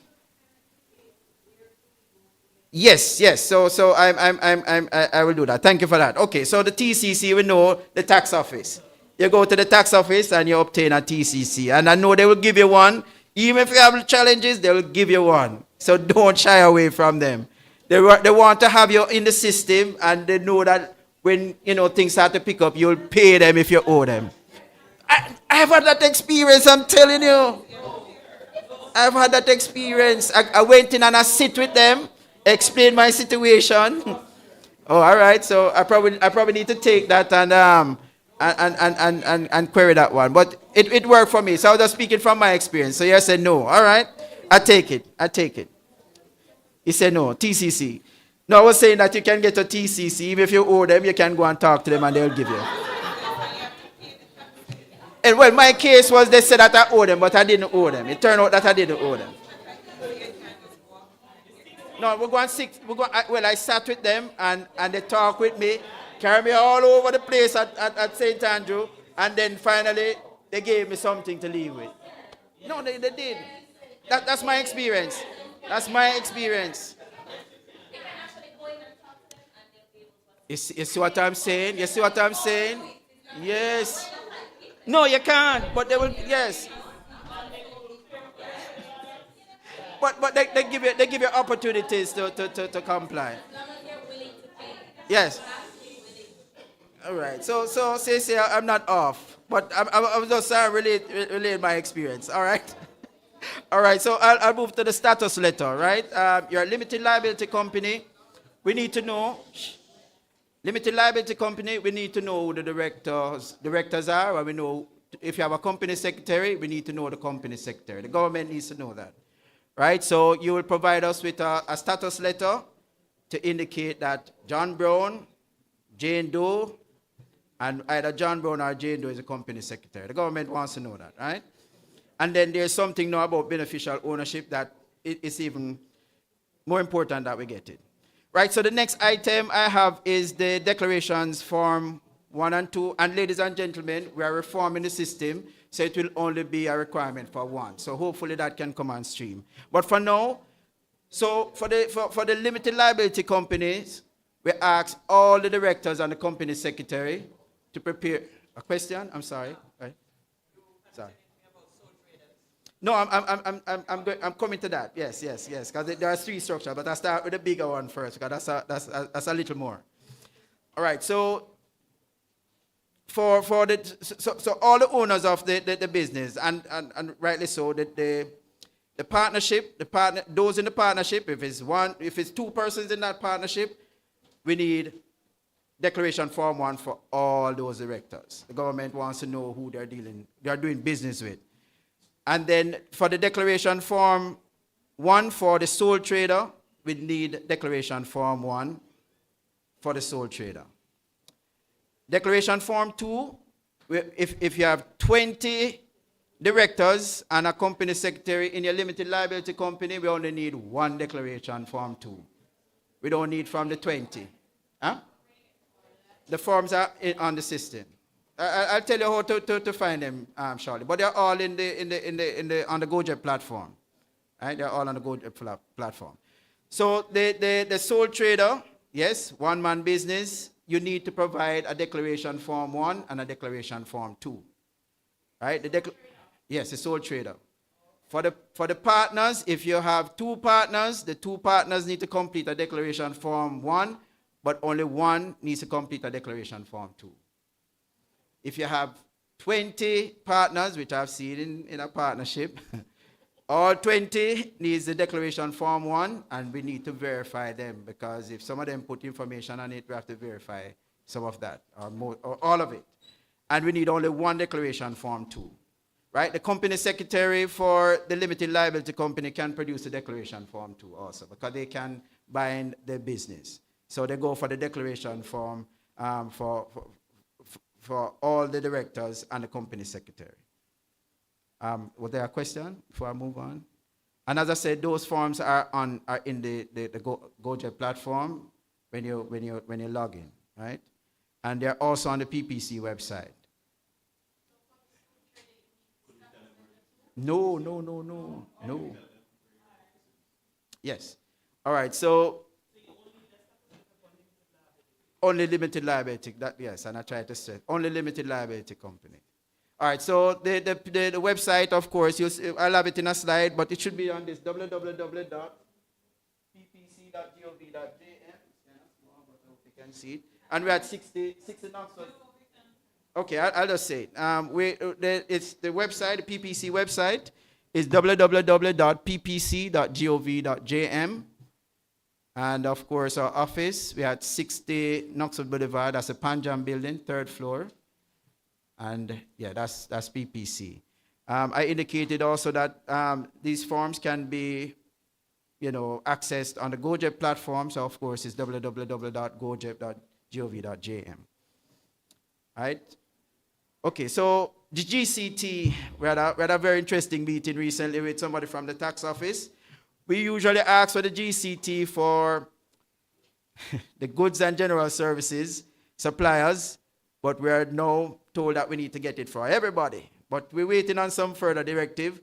But apparently, the persons in the construction industry had some exemption because of the construction levy, and the act was passed, I was told, from 2013, but it's not been observed by the GOJ MDAs. So they're asking now that the works 1 to 4 suppliers, in their application, they provide their GCT status. So the status can be a GCT certificate.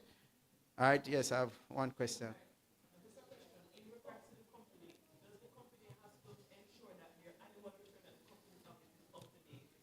Yeah. Yes. Well, they need a good standing. I was going to come to that because I said there are others on the list that that should be there. So the good standing, yes, you need a good standing, but that will not prevent you. That will not prevent us. Quiet, please. Well, we need to have for the limited liability companies, right? Your limited liability companies, the status letter, the good standing letter. Only for the limited liability companies. The others, the certificate of registration for both the partnership and the sole proprietor. But yes, we need a good standing certificate or, for your application. But will not prevent it from moving to the next stage of the registration process if you don't have it on the day that we are processing your application. However, before we complete the process, you need to provide it. Right? Okay. No, sole trader, you don't need any. Yes. Yeah, so let me go again. The status letter is for the limited liability company. The good standing letter is for the limited liability company. GCT, I need to go back to GCT, but I just want to make it clear about the good standing and the status letter from the company's office. Only thing you need from the company's office for the sole trader and the partnership is the certificate of registration. Right? Good? All right, so the GCT, yes, so, all right, so persons some persons are below, and MSMEs are below the threshold for GCT, but you provide me with a letter to indicate that your status is such that you are below the threshold and so on and so forth. But if you are over the threshold, you need to provide your GCT certificate, or you provide some letter to indicate what your status is. That is very important. I think the last thing was like 15 million or something like that. I don't know. I need to double check. Annually, yeah, 15 million. I have one question. Threshold. No. You have to get the letter. Try. Good one. But you need to provide your status. Good try. Yeah, the government want to make sure that they deal with people who are fair with them because they want to be fair with you. So I mean, it goes both ways. All right. So we know the GCT, certificate and status. You get that from the tax office. All right. So your photo ID. So the photo ID can be your driver's license. I don't know if some of you have the needs now, or the voter's ID passport. Government wants to put a face to the name who they are doing business with. Right? I used to give a little story when we were at Oxford Road. There was a certain contractor. It was reported to us that he died. But I saw an application about 2 weeks later with the same person on it. And then we start go all over the place to wonder, hey, wait, what? So is somebody who was employed to him died, and then somebody reported that he has died to the office, which, that went, I didn't like how it go, but trust me, that was something else for the office. But the government wants to know who they're doing business with, and this is all about what we have here in the requirements. All right. So a number of you are in, for example, you want to do pest control, you want to sell used and new vehicles. You want to, private security, you have to get a letter or certificate from the Department of Government that deals with those specific, goods or trade, if you will. So, for example, if you're doing pest control, you need to go to the Ministry of, Industry, Investment, and Commerce to get a certificate from them to be an applicator for pest control, and the person applying need to have a license to apply the pest control. If you're doing private security, you have to go to the Ministry of National Security to get your PSRA. You need to get your PSRA, and it's certificates number 3 and 5. For example, if you're doing potable water, you need to get a certificate from the Water Commission to say that your truck is such that you can carry potable water.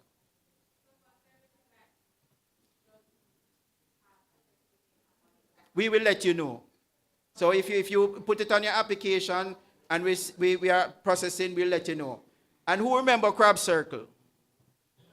Right, so yes. So you need to have your food handler's permit, and you need to have your certificate from the health department. We will not put it to the Board of Commissioners for them to approve it if you don't have that. So it is for canteen concessionaire, it is for catering, it is for food products. You must have your food handler's permit. Must. Yes. Please. Yes. Quite please.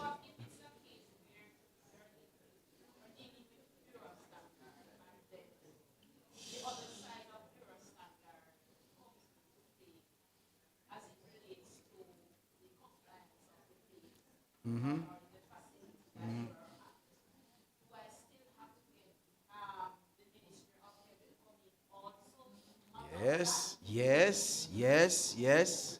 Our regulation will have it that we need.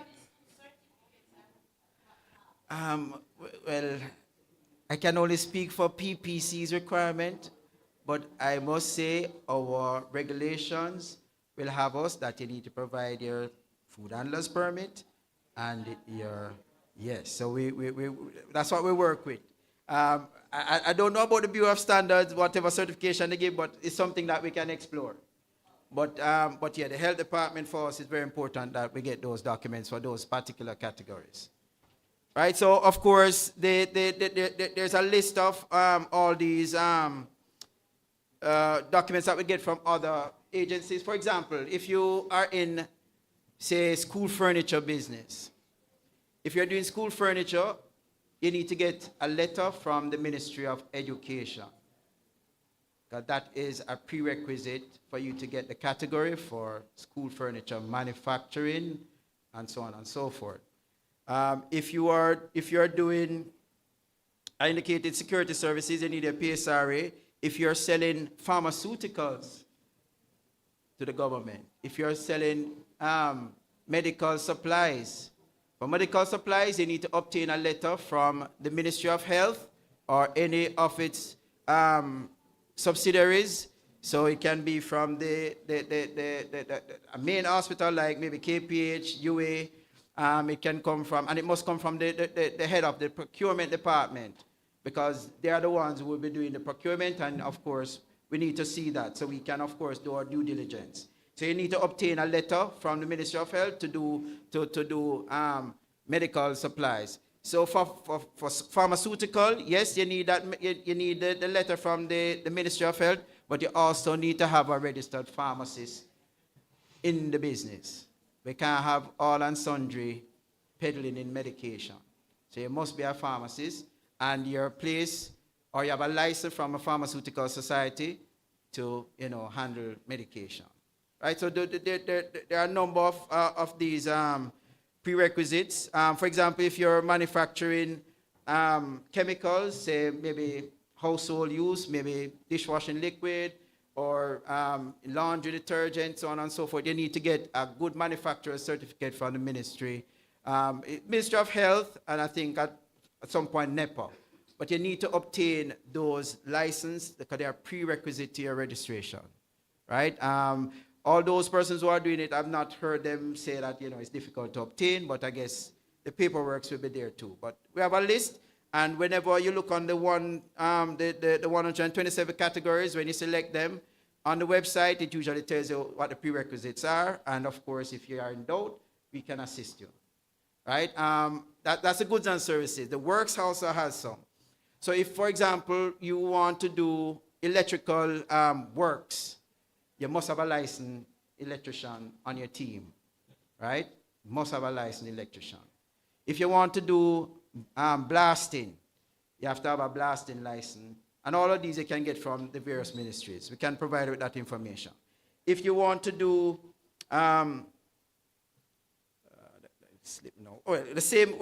there's a larger component for medical medical equipment, which is your large, like your CT scanning machine, or those big machines. You need to, of course, have the requisite information from the ministry. Yes, you still need to get that letter from the Ministry of Health, and so on and so forth. But those are just some of the requirements for the works. Not as many as the goods and services.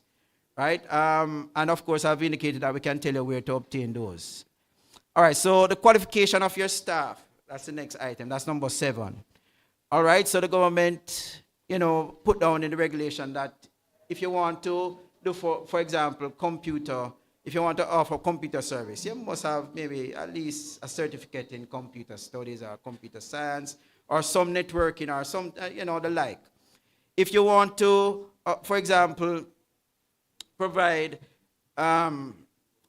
valuation services, you must have a valuer, maybe somebody with a degree or diploma from UTech, so on and so forth. So we want persons who are qualified to be on the company's registration. And of course, your staff will provide, or yourself, who you may be one of the staff on your application. The no conflict of interest letter, right? This is a sticking point, and this one will be the first to go in the reform, because it has been the bane of, most of you who have registered. If you have a government, I assume complete you. If you have a government job, when you complete the declaration form 1, if you're the owner of the business, you have to indicate that you're with a certain government entity, and the PS, the respective PS for that ministry, need to sign the no conflict of interest letter. And I've heard the stories all over. And I know it takes them 6 months, a year. And yeah, so that's the first thing to go. So the Board of Commissioners, they have looked at it, and they're going to remove it because they realize that it's something you can do. You need, it doesn't need to be at the registration process. It belongs elsewhere. So that will be the first to go. There was a question. Can you go ahead, please?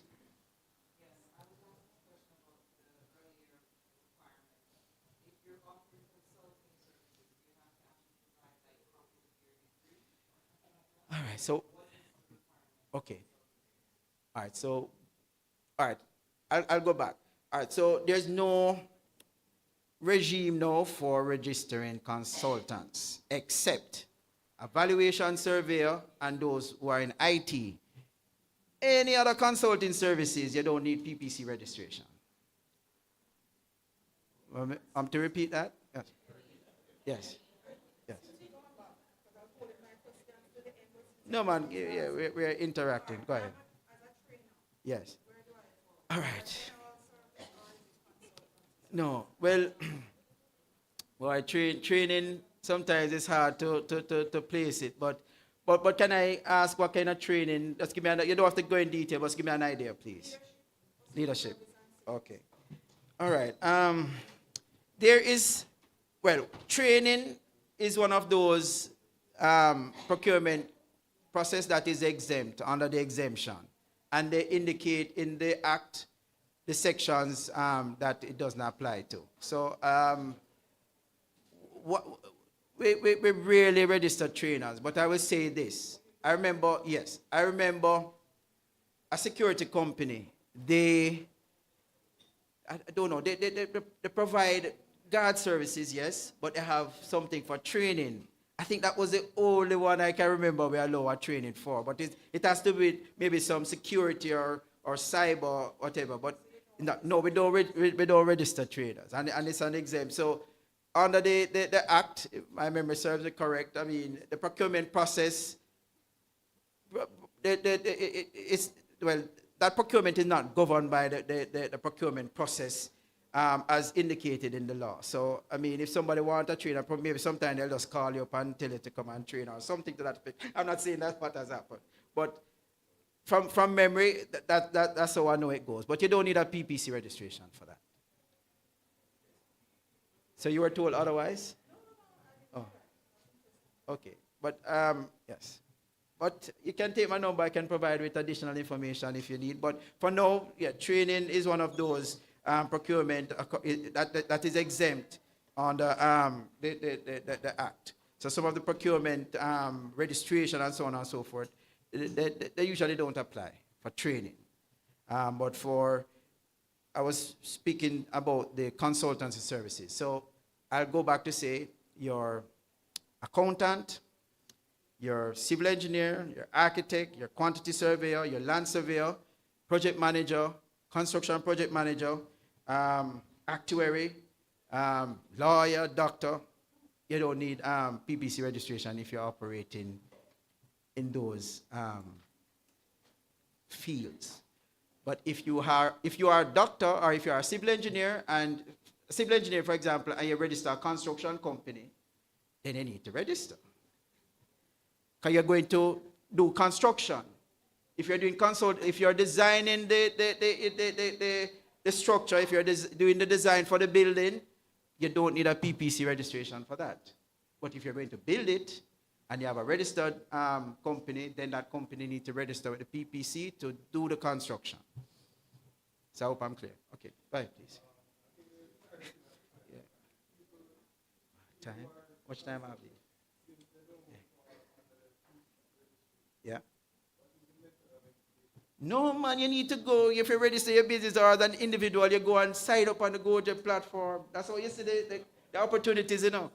Yeah, man, you go on the GoJet platform, sign up your consultancy, sign up your name as a professional, and you will get the alert. So you need to select the correct CPV, and then when there's then you'll get alert. You get an alert, and then you can participate in the procurement process. Yeah, man.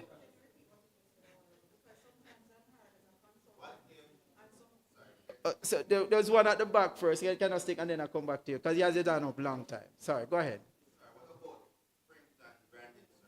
Yeah, man, you have to register. There are categories for those in the goods and services. Yes, so you have to register for those. Printing services, catering. Say some more. Janitorial services, you have to register. Yes. So yes. Yes, no, man. So I'm going to it now. So go ahead. Yes, please. Mm-hmm. Yes. Mm-hmm. Training, yeah. Yeah.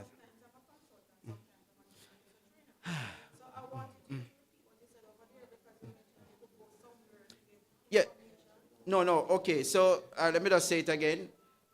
As individuals, if you have a particular skill set, and of course my colleague here from the ministry will can elaborate.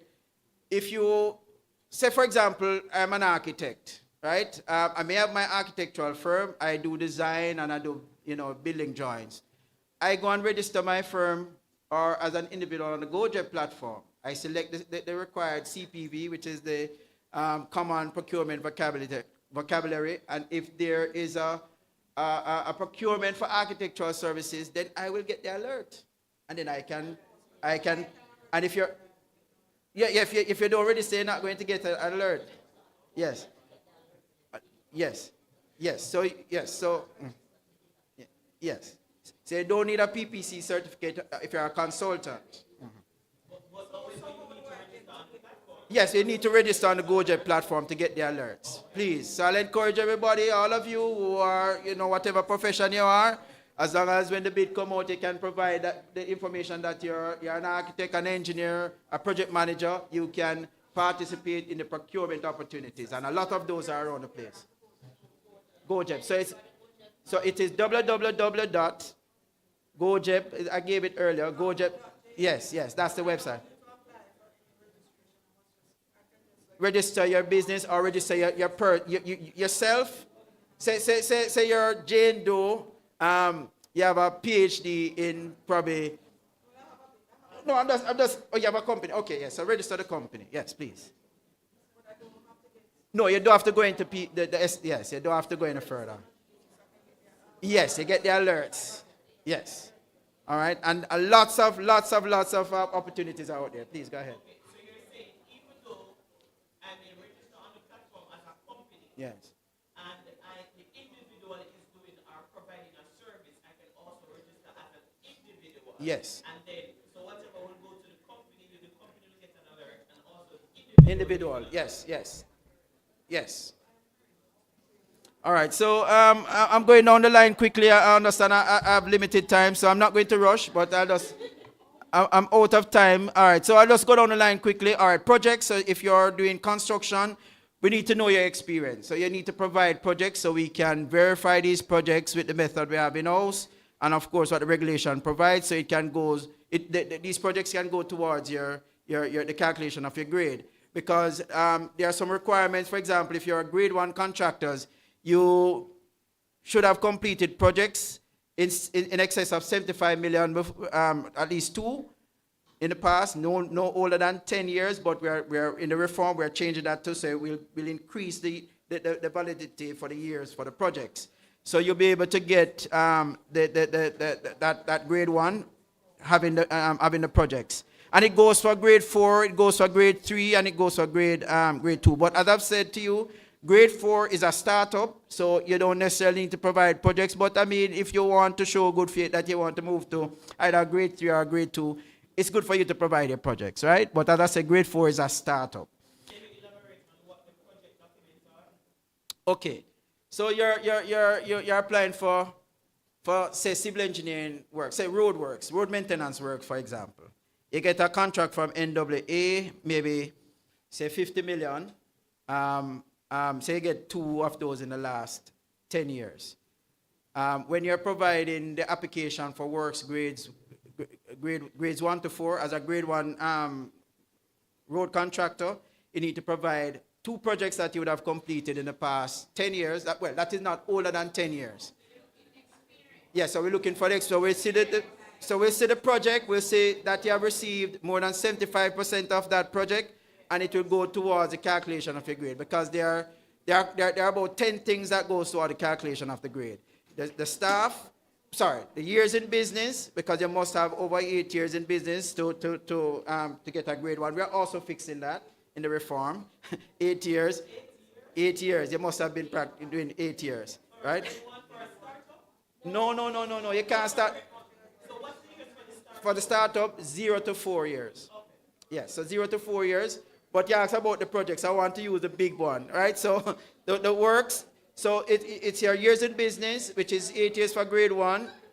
You have three types of staff. You have professional staff, technical staff, supervisory staff. Your professional staff for grade 1 in building construction, you must have somebody who has a PERB certificate, who is a member of the professional engineers board. So there must be a PERB person, or the person can be a registered architect. And then, of course, you need two persons for professionals.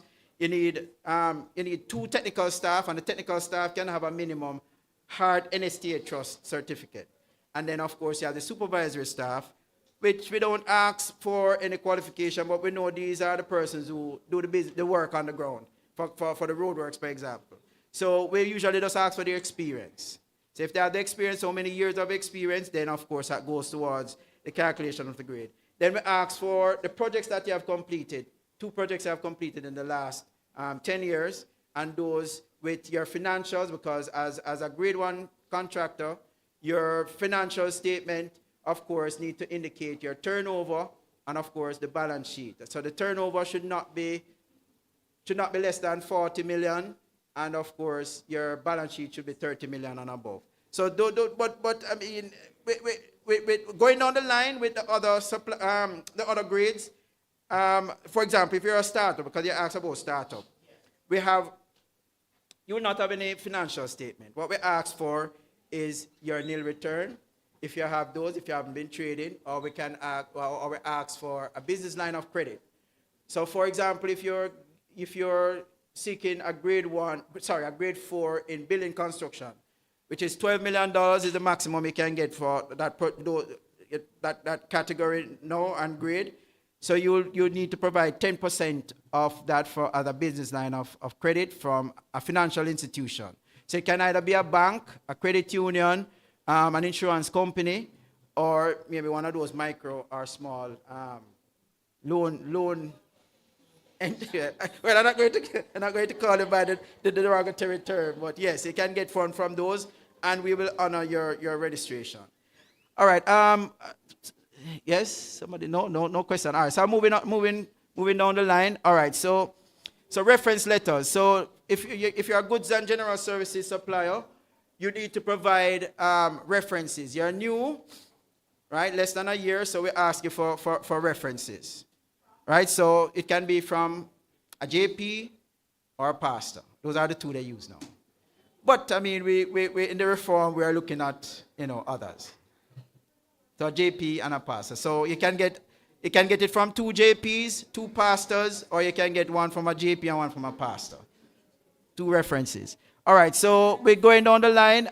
So we're looking at vehicle documents. So if you're in the vehicle rental business, for example, you rent backhoe, you rent trucks, you rent front-end loaders.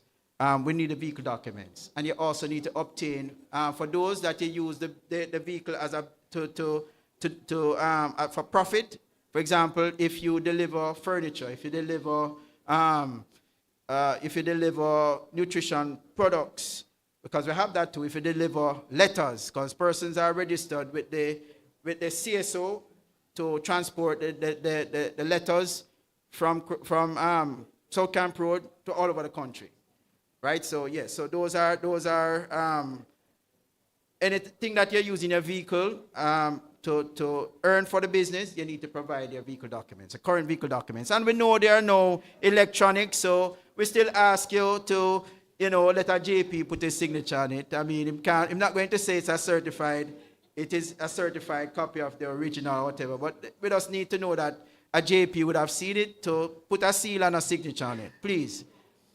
And of course, you need to have your carrier's license, because if you're using you're going to have your green plate because you're using it to earn. So you must have a carrier's license, the public carrier's license, right? Your staff, I spoke about the staff earlier.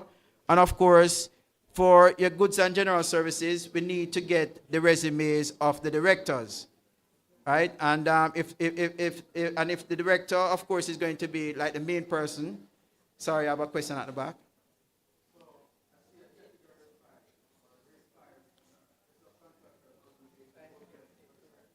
There's no what?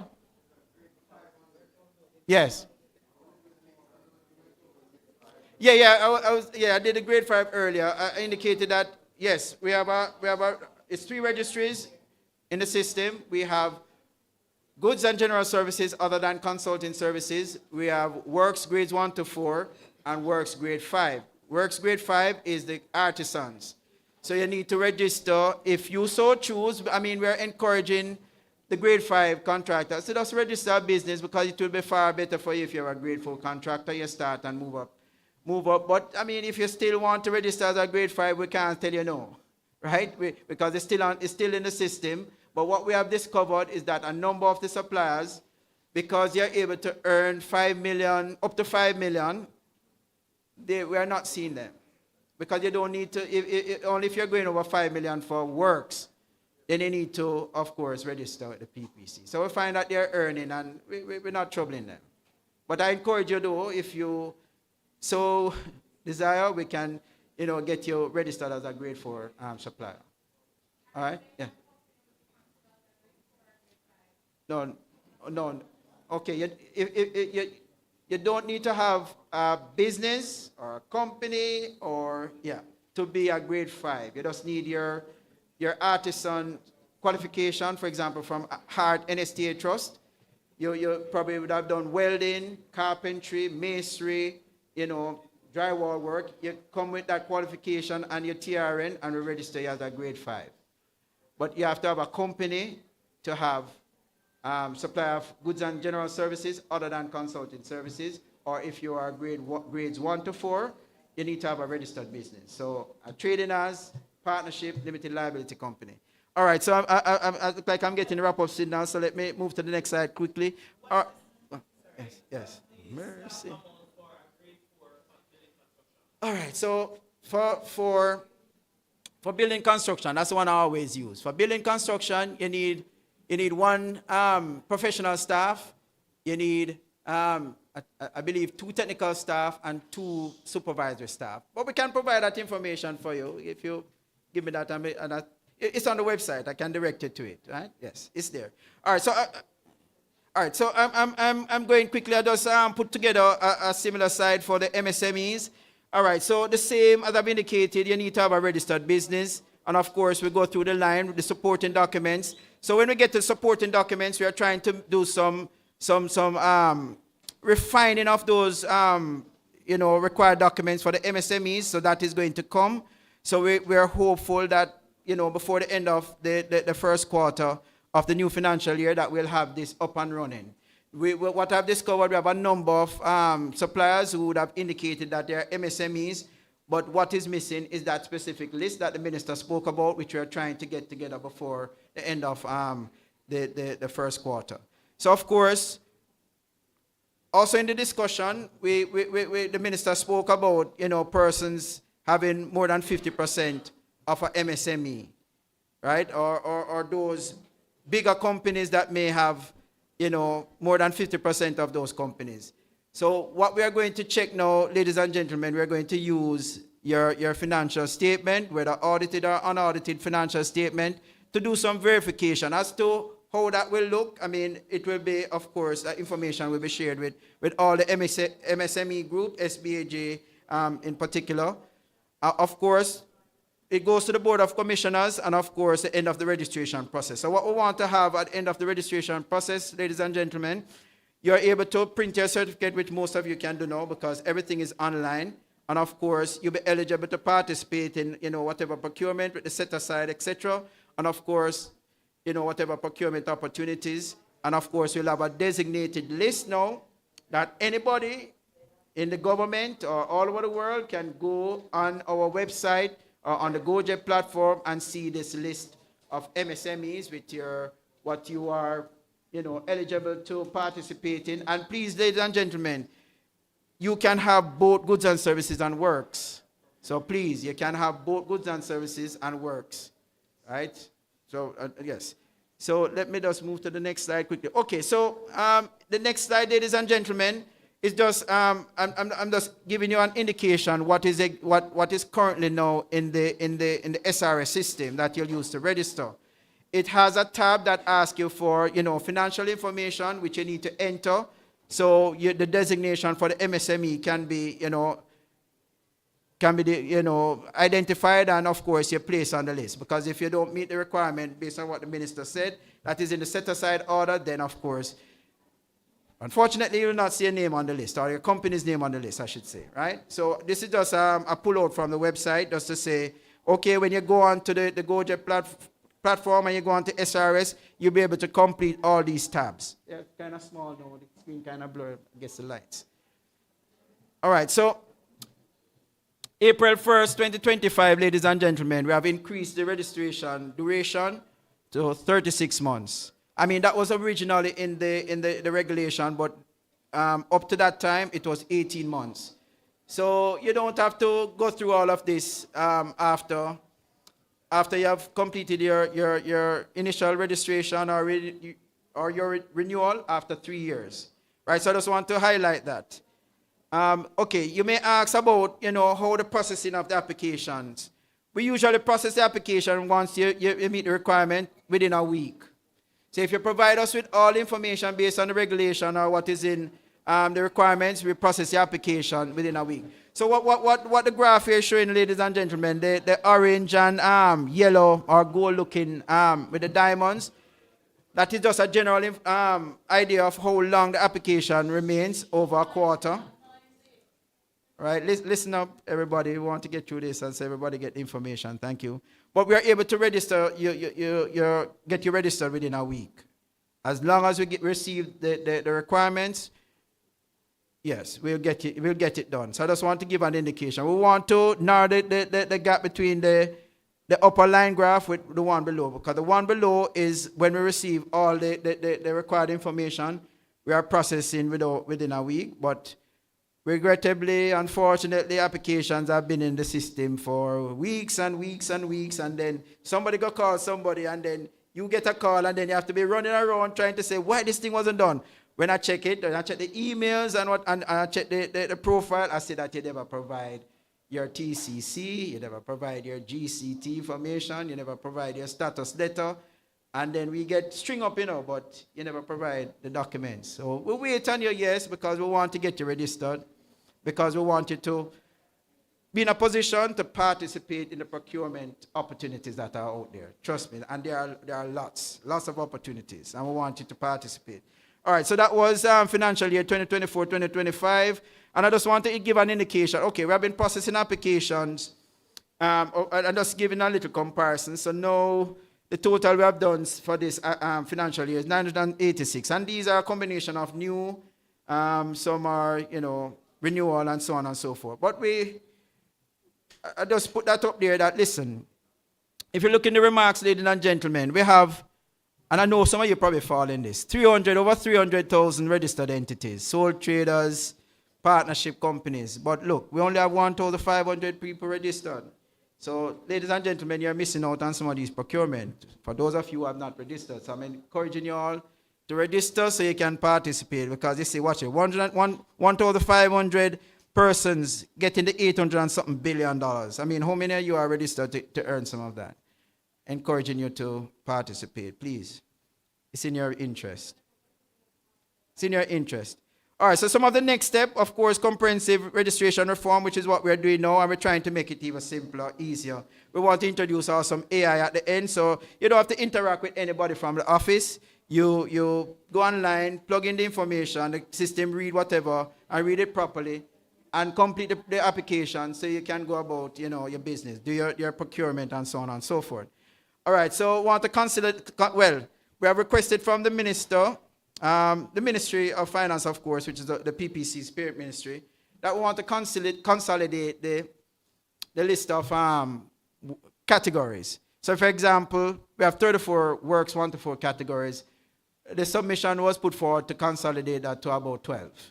I mean, it will be better, but then again, we have to also look on how, these categories are, listed on the GoJet platform, because you have the CPV value, which is thousands and thousands of categories, which is from all over Europe and so on and so forth. But, I mean, it will be manageable for us if we have the 12 categories. They have not looked at the goods and services. They said that it should remain. So, I mean, it will work out better for all of you because, for example, if you have the building construction, instead of now you can apply for building construction only, but with the consolidation, about 6 categories will be rolled up in the building construction. So building maintenance, the decorative, paint and decorative finishes, and of course the interior construction, all of that will be under building construction.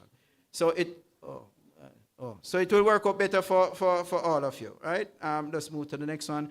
All right, so with the next step, as I've indicated, before the end of first quarter 2026, 2027, we want to have a list on the website and on the GoJet platform of all the registered.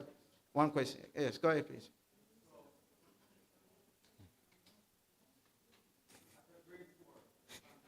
Yes.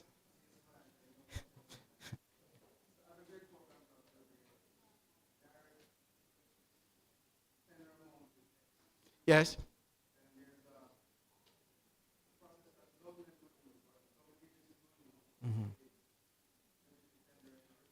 Well, you'll be in the 20%. It's 20%? Yes, you'll be in the 20% set aside. So they'll look on that list first, and then if you appear on it, which is, all good for you, then you're in business. Yeah. Yeah. Mm-hmm. I don't think the intention is. Sorry. Yes, go ahead. All right. My colleague will provide some more. But go ahead. Finish the question.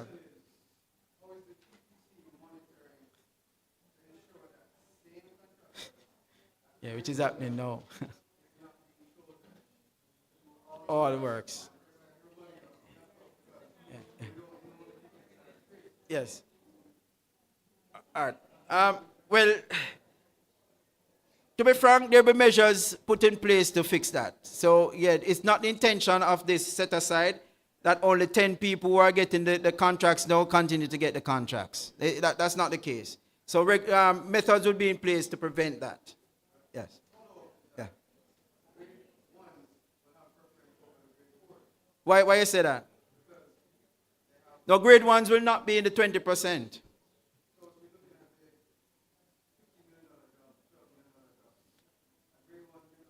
No, they will not. No, it doesn't work like that. They will not get it. And that's not, we're trying to fix that now. As the minister indicated, we are fixing that now. Yes, that is being fixed, right? And I'm getting my wrap-up signal. So in conclusion, ladies and gentlemen, the PPC aim to increase the number of course, suppliers. And of course, with you coming on board, I understand the MSME is a very big group, and we want to get all of you on our register so you can participate in these procurements. So the PPC is currently, as I've indicated, reviewing the application process, and we hope that at the end of it, it will work out for all of us, and all of us can participate equally.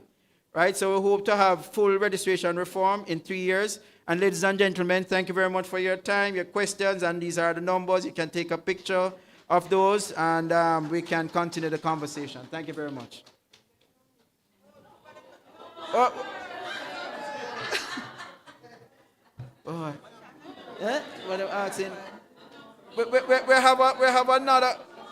Hold on, Huh? Oh, numbers again. Oh, sorry, the numbers. Oh, sorry. I'm sorry. Yeah, yes. You have to cut out something? Yeah. Do you have the GoJeb thing here? No, me don't have no. No, we don't. No, I don't have it. I don't have internet. We have internet here. No, we don't have internet. Oh, you probably have to just announce it that they can always call us. And all right, thank you very much, ladies and gentlemen, and we'll continue the conversation. Numbers again, okay. All right. I thought you can just take a picture. Yes. Yes. Picture numbers. All right, these are the numbers. 807-3154 is our helpline. Yes. SRS help desk. Thank you. That's it? Yes. All right. Well, sorry about that. So you have to just indicate that, please. Huh?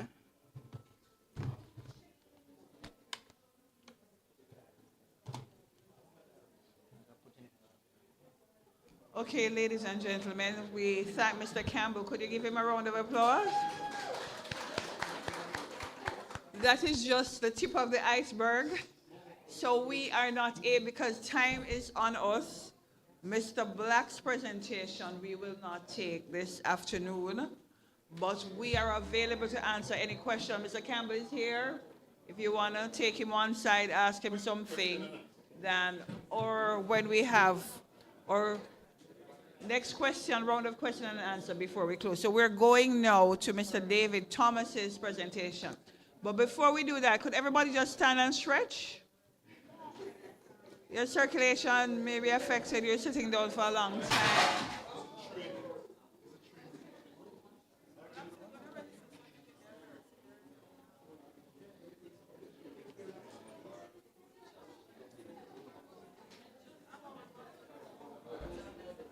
Can we stretch?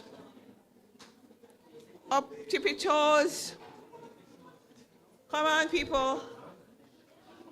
Sitting down a long time, your circulation and thing. To one side.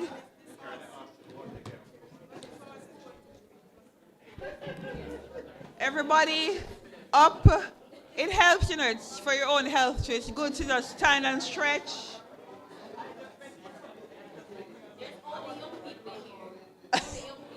Young people can stretch too. Although they don't have to be of a certain age group to have to stretch. While we go to the next presentation, while we wait on the presenter to put his presentation on the screen, it was on, okay, it's there. I have some questions, 2 questions, so you can win a prize. Everybody with me? See if you were following Mr. Campbell. I'm still hearing a chorus going on. Hello? All right. So you've been sitting and you've been listening. Can anyone, you can't shout out, you have to come to the podium. If you shout out, then I have to change the question. So you just put your hand up, I acknowledge you come to the podium. What is the date?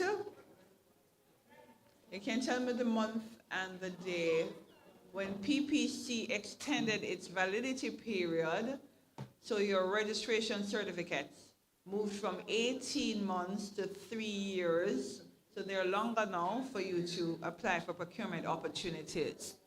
You have to come forward and what? Year, month, day. And if you don't remember, well, let's see. Year, month, day. Mr. White Shirt, what's your name? Pardon? Can you tell us, let us determine if you have it right? April 1st, 2025. Is he correct? Yes. Give him a round of applause. Are you registered? In the process. Oh, okay.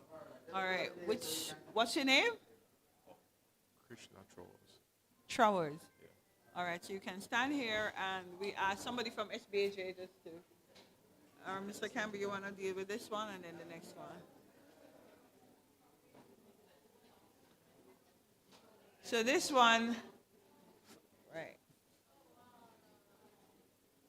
Mr. Frith, you want to come in the picture? Or Rashawn, you want to just go in the picture? Both of you. The two partners handing over. So Mr. Trowers. All right. We have a photographer.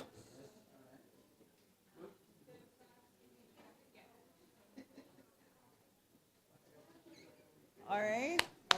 Give him a round of applause. Last question.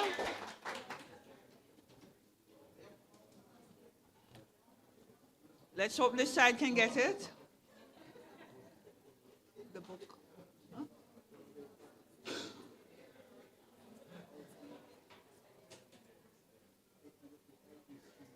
All right. The supplier registration system moved to electronic format. So you don't have to walk around with papers. And this happened in, if you don't remember the month, you can tell me the year. But you have to come forward. I saw somebody on this hand first. You? Okay. Sorry. If you can't sit there, you have to come to the podium.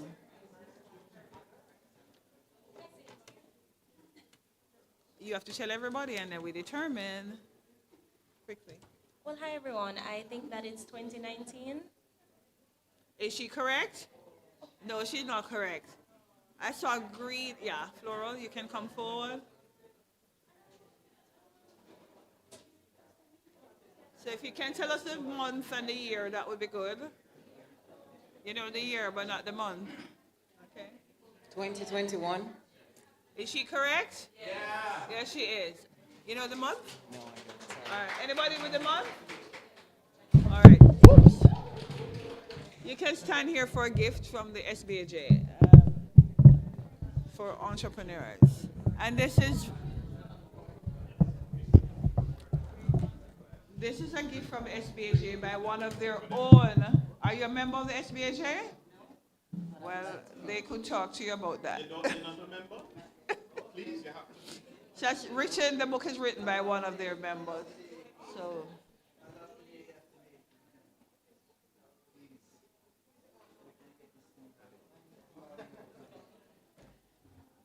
Okay, Mr. Thomas from the Office of the Public Procurement Policy, which is one of our partners, and they're based in the Ministry of Finance and the Public Service. We'll do a presentation now. In terms of Mr. Black, I will give you some more information because we will need follow-ups. If you're to participate in Mr. Black's exercise, most of you would have to have walked with your laptops or your computers. But let's hear from Mr. Thomas. Please give him a round of applause. It should be long enough. All right, so the mic, yeah, I think that they fix it. They could fix it, and you're taller than me, so it should be good.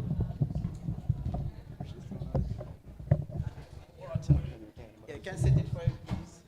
You can set it for me.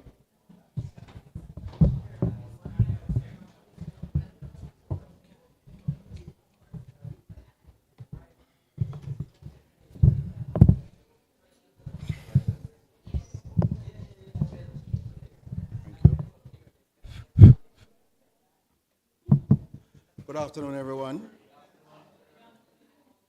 So the stage has already been set, and now my task is to try to tie this all up for you and to hammer home the perspective that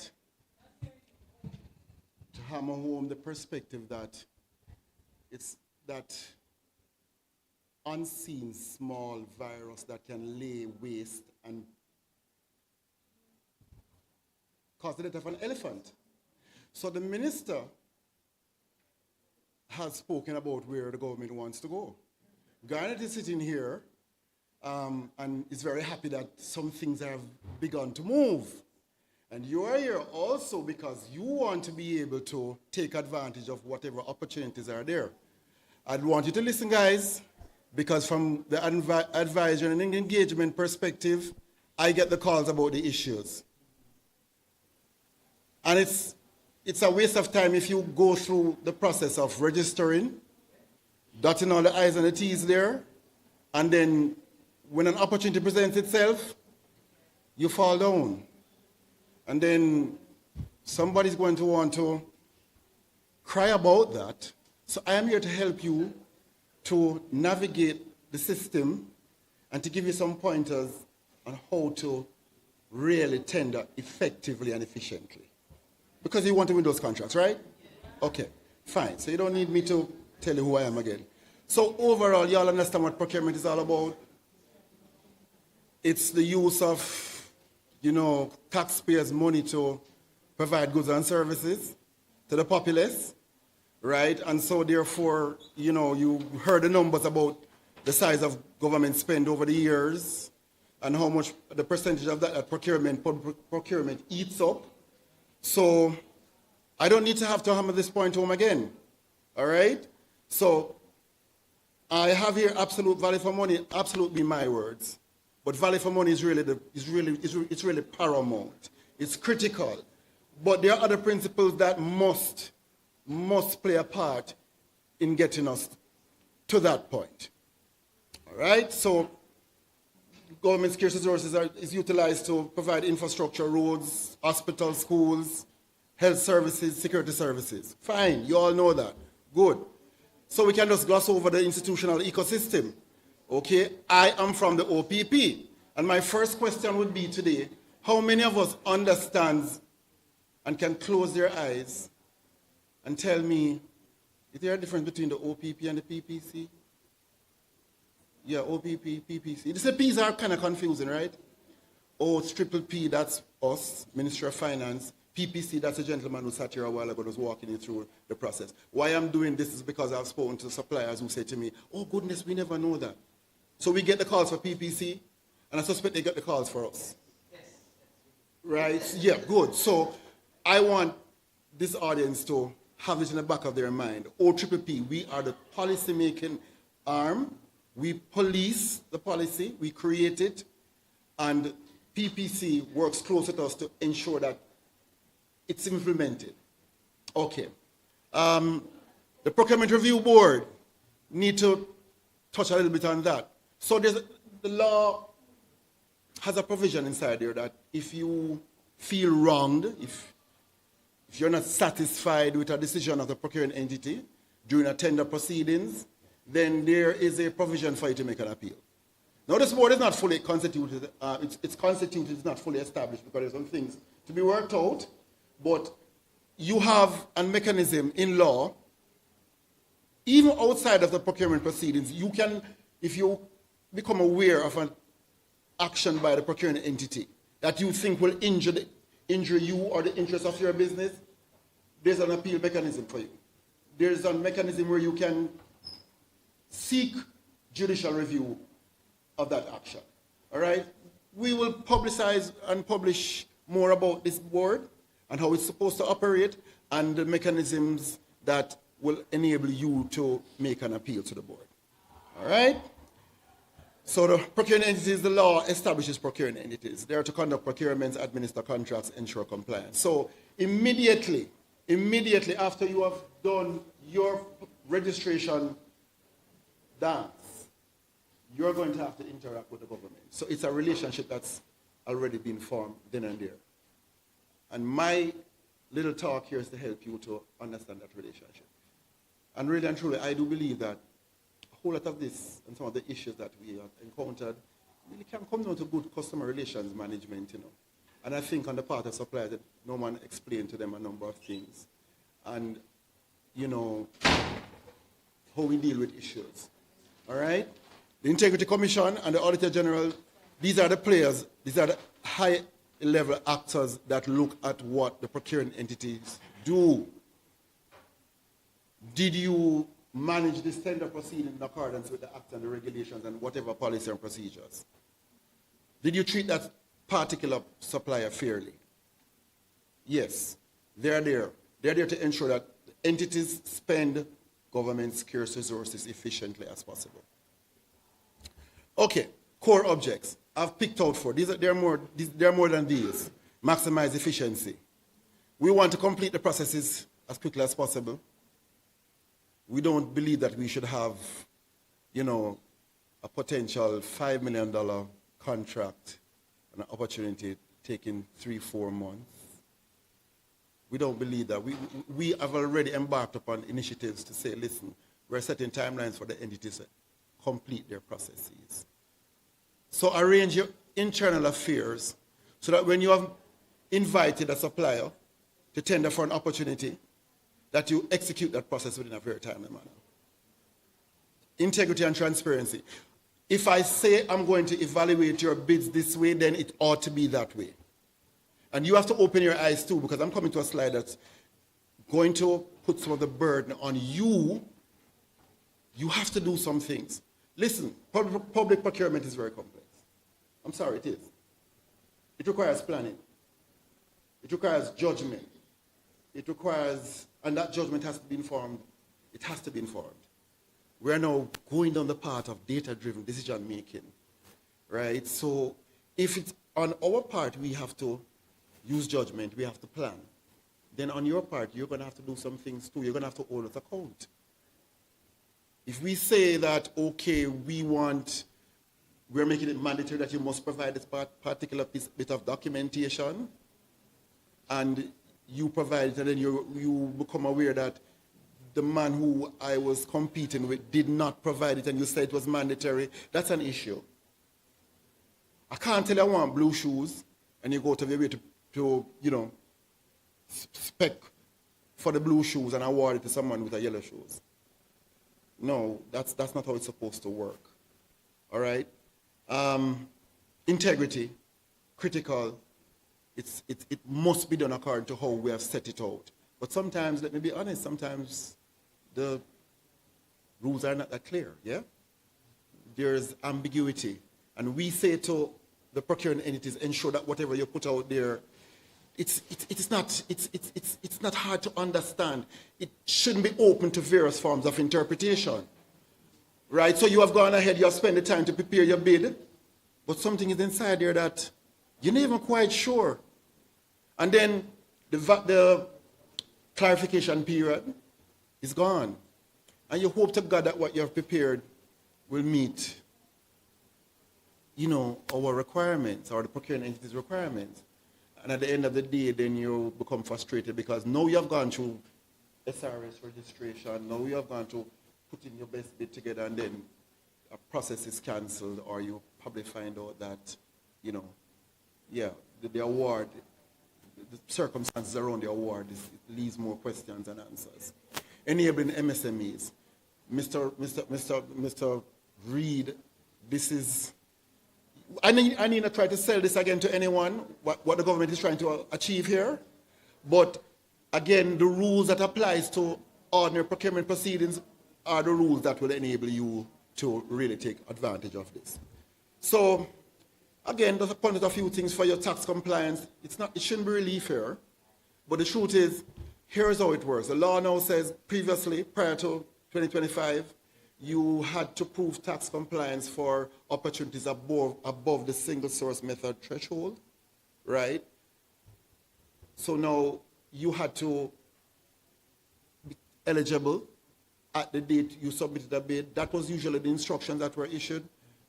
Since 2025, legislators have moved amendments to say you prove tax compliance eligibility at the time of the bid submission deadline. So listen, if I'm seeing where PPC is trying to shorten the time frame for you to be registered, make it more efficient, and at the same time enabling you to have a longer period, the validity of a particular your registration, then please, I would say to you, those instruments you have, these instruments, use up your Google Calendar. Okay, so the registration is going to end in 6 months. Give me a prompt, 2 weeks or a month out that I must get this renewed. Because we have heard the cries.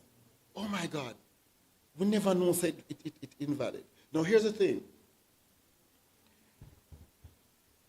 You can have a valid TCC or a valid PPC, but let's use tax compliance. They shouldn't kick your bid out because you uploaded the incorrect or the invalid TCC.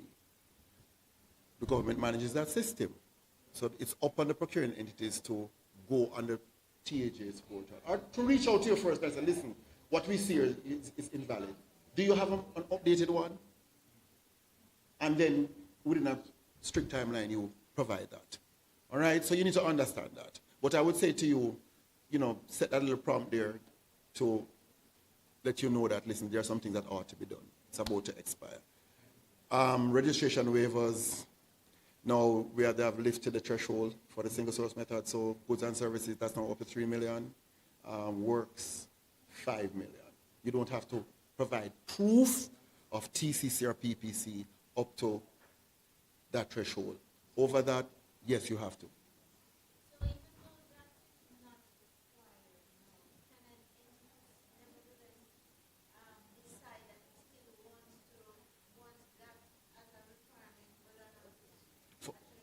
Below the threshold? No.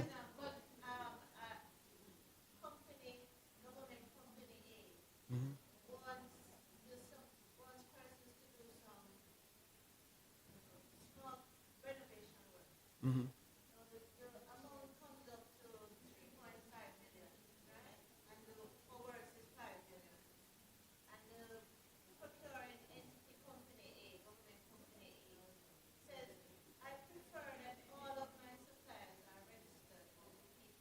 There's no requirement in law for that?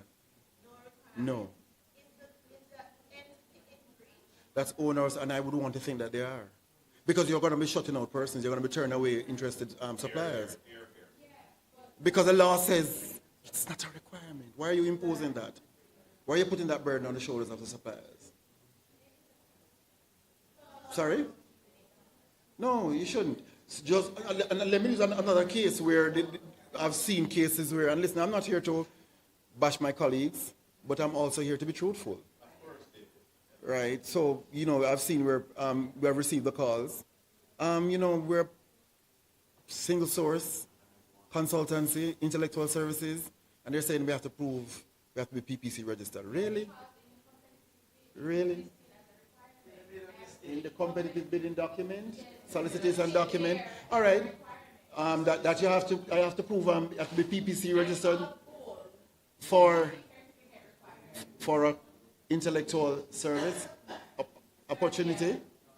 Okay, so we know those documents need reworking, but you could probably just point me to that because that's not. We've been fixing them. They need more rework.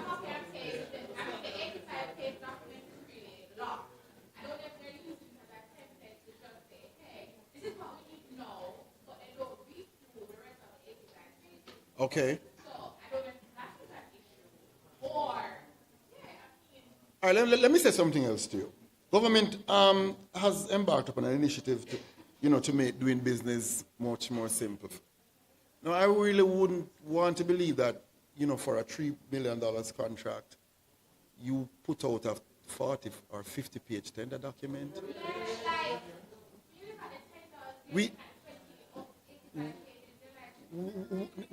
No, we have issued guidance to say, modify, edit the document downwards to meet your needs, to meet the specific needs of the procurement. Listen, before this is done, I'll give you my contact number. And we have encouraged from the old dispensation, we have encouraged, when you look at the document, when you're having issues, if you see there's room for improvement, please send in your suggestions to us. We look at it. We want to improve the system. We're working assiduously to get that done. Some things will slip us. But ultimately, we're on board with making it efficient. All right, so now, I have a head in here, liquidity unlock. Well, so prior to 2025, the regulation says, okay, the procurement entity may offer you an advance payment. Now, that has changed. You may request an advance payment. All right, but consider something. If I give you money and I have nothing to show, I can't point to something that I've received for that money as government. That's an issue. Sorry. That's an issue. I love to move up and down, you see, so I feel restricted, I feel caged, but it's okay. So we say, okay, if you make a request for an advance payment, that has to be secured. We have to get some security for that. Somebody will find themselves in a very uncomfortable position if they have given out government's money with nothing to show for it in return. That's problematic. All right, moving right along. Thresholds, okay, competition thresholds, you might be interested in this because, okay, so you now know that, okay, I can either send you a direct invitation to participate in a tender proceeding. That can be restricted bidding where Section 24 of the Act says you invite as many suppliers within that particular market or industry. Invite them all, right? Invite them. It's interesting for you to know. You should know this. This is not proprietary information, so somewhat. We see here, so $5 million for works. We just simply ask the works contractor or the gentleman, the grade 4 or grade 3 or what, grade 5? Mr. Grade 5, that's a category, you have a grade 5 category too? Right. Give us a quotation for that. You can also affix to that perhaps a brief description of the scope of works or the requirements for the goods to be provided to the government, but it shouldn't be a 40 or 50-page tender document for that. Restricted competition that you have the potential to earn somewhere between $5 and $40 million. Yes, sir. Single source. Mm-hmm.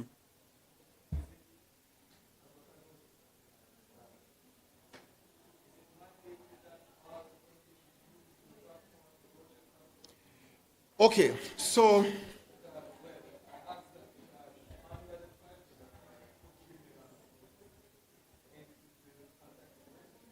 all right, so yes, but really and truly they should execute it through the platform. Once it's over 1.5 million, we issued a guidance note on that.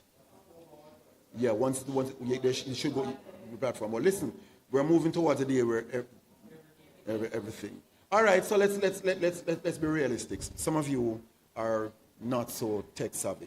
You set up the account, the GoJep account, and when the time comes for you to upload the bids, you feel better to either beg the entity to, can I send this by email or can I walk and hand it in? No, guys, get to the program. Hush. Get with it. That's where we're going. That's where we're at. Right? Listen, the e-services portfolio within my office, those guys are willing to help you. If we don't pick up now, we're going to pick up in the next couple of minutes. We have what they call productivity models now where tracks when I make how many calls not how many calls I make, but I have to record who I talk to and the issues. And I don't want someone to say, well, I've been calling the office and I can't get through. That reflects bad on me. And that goes somewhere else where my life becomes very uncomfortable. So I have to return the call. I have to answer the phone. So if you're having issues with manipulating the system after they have trained you, go back again and say, listen, no need for know how to do this. And then somebody need to spend the time and walk me through this again. All right, I see you, something was on your list? Oh, okay, all right, fine. So open national competition, 40 to 150 million. So MSMEs, micro and small. Yeah. Jamaican term food there, right? That's all right? Okay, fine. The opportunities are here. We can either do a request for a proposal that's for consulting services with consecutive negotiations, request for proposals without negotiation. And as it goes up, open international competition, we're talking about anything over 150 million. Note all of that. I'm going to skip over this because I know it's time sensitive because I want to get down to some real key things. Right. So this is about the standstill triggers now. Okay, so you would probably see where the law says you can impose a standstill period up to 10 days. All right? after you have decided that, okay, I'm going to give this gentleman from roll-up delivery the award. There are other competing bidders in the competition. All right, everybody, I intend to award him. Here's the prize. And somebody realizes that, okay, but you said price is the criteria in which you're going to make the award. I quoted $9. My bid, you have not said to me that my bid is responsive. And how you giving it to him for $10? That's a point where somebody will reach out to the entity and say, tell me about my bid. Where did I fall down? And that's opening the door for a challenge. Sorry. In the tender document. It should be.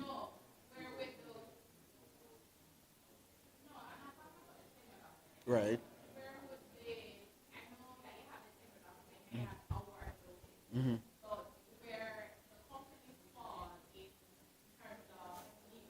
Okay, all right. So I wanted to dispense with the niceties here. So here's how this works. So number one, I would like you guys to create a folder. You create a folder somewhere on your phone. Have a backup.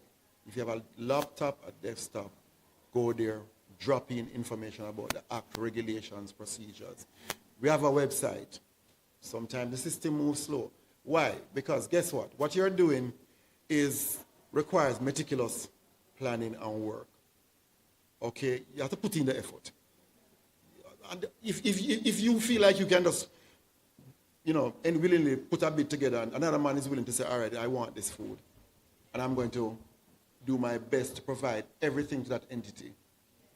And you're going to find yourself probably crying that, how come them I get awarded all the time? You're not putting in the work. All right, so create that folder, right? So that folder will have rules for you, understanding, supplementary information to what I put here. So you can know the game, because experience, back in the days, and this applies for some goods and service suppliers, when I used to, supervise insurance placement, tender proceedings, where we have to go drop off bids in the box. Let me tell you this, the suppliers, they understood the game. They rivaled us in the understanding of the game. So you'd have we have a bid opening, and the supplier, bearer will come, and he drops off his bid, but he's not moving. And we're going to lean on the corner and watch. And we'll watch the clock. You dare not make a man come drop a bid in that box 1 minute after the closing time. That's a ruckus. They understood the rules because they understood that it's business.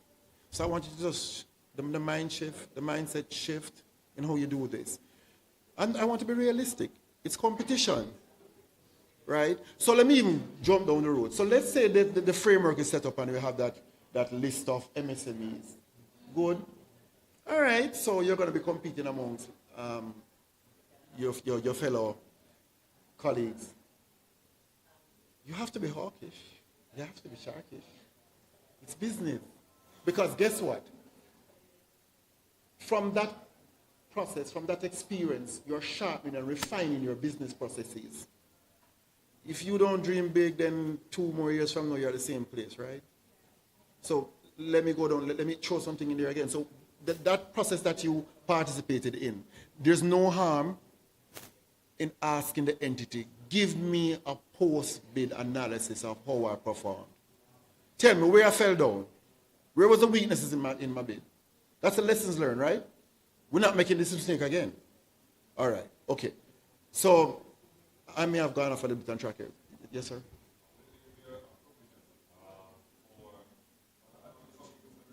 Mm-hmm.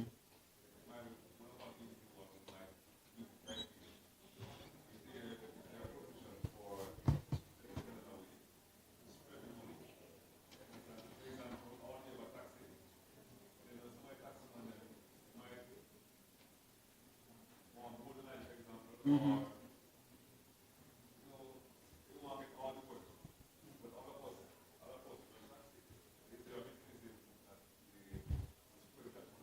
All right.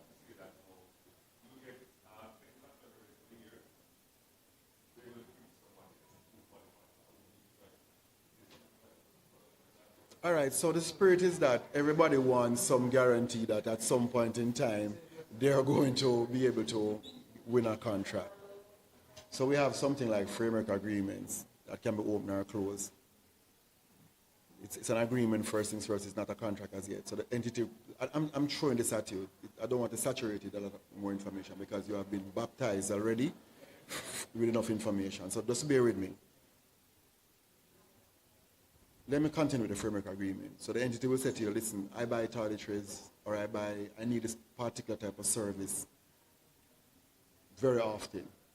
So I can give you a sort of a scope of how often I will need it, or the volumes in terms of the kind of goods that I don't want to buy. And I would put some criteria out there, some specifications out there. I craft what I'm going to need from you in terms of your eligibility criteria and say, would you be interested to come into this? Now they have two ways in which you can be awarded a contract. You can do a call-off, right, or there are mini competition. So the agreement is signed and say you're in. It's open, and you have close. Close means I invite only a number of suppliers, and I lock the door after that. Open, I can continue to admit suppliers. Now, I hope I'm answering you. So here's how that works. So they can do call-offs. So they can say, okay, there are 5 of you under the framework agreement I'm offering Mr. Reed this time around, provided that he's able to meet my needs, right? Well, you would have, established some things already. He has passed that. And I'll offer to the other person and I kind of rotate it. Or I do a mini competition where everybody competes and the one that offers me the lowest rate, fine. So that's the closest I can tell you. Now, let me use the example that you have given. I'm coming to you. So let's say it's a restricted competition. And the section 24 of the Act says you invite as many suppliers, known suppliers who are interested. Yeah, I know we kind of have this thing where we all want to, we now make an opportunity pass, but I don't think all the time, if I use a taxi scenario that you painted, that all the time everybody's going to want to run out for that contract. But guess what? Somebody's going to want to put an AC in their taxi. And if this time around, in put an AC, somebody's going to want to put probably a dash, not a dash cam, or something so the passengers can watch a movie. Well, if that don't work, I'll probably have somebody come and serve you ice cream while you're waiting in traffic. So the point I'm making is, there has to be something. You have a baseline. You must either meet or exceed the procuring entity's requirements. So they should structure their requirements to enable you to either meet or exceed it. So if there are 10 of you in the business, tell you what, him beat me the last time because him have AC, well, watch how hard me go. We all know it, right? Out of COVID came delivery to your doorsteps. What's going to happen next? And new players in that market, I don't know much about it, my brother. I'm trying to sound bright here. But I suspect somebody sitting down somewhere and say, okay, all right, then guess what? We're going to turn this market upside down. We're going to introduce something new in it. So constantly, the need for refining, looking at your business model, saying, how can I improve this? So to the point, there's no real provision that says, well, all the time you must get this contract. No. Competition is the default method of procurement. Government wants that because they believe that out of competitive process, they'll get good prices and value for money. Sorry. Mm-hmm.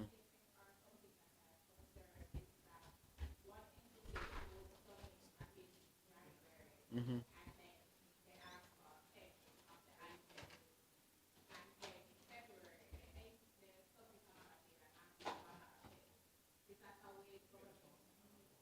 That sound, I hear splintering jumping all over my head.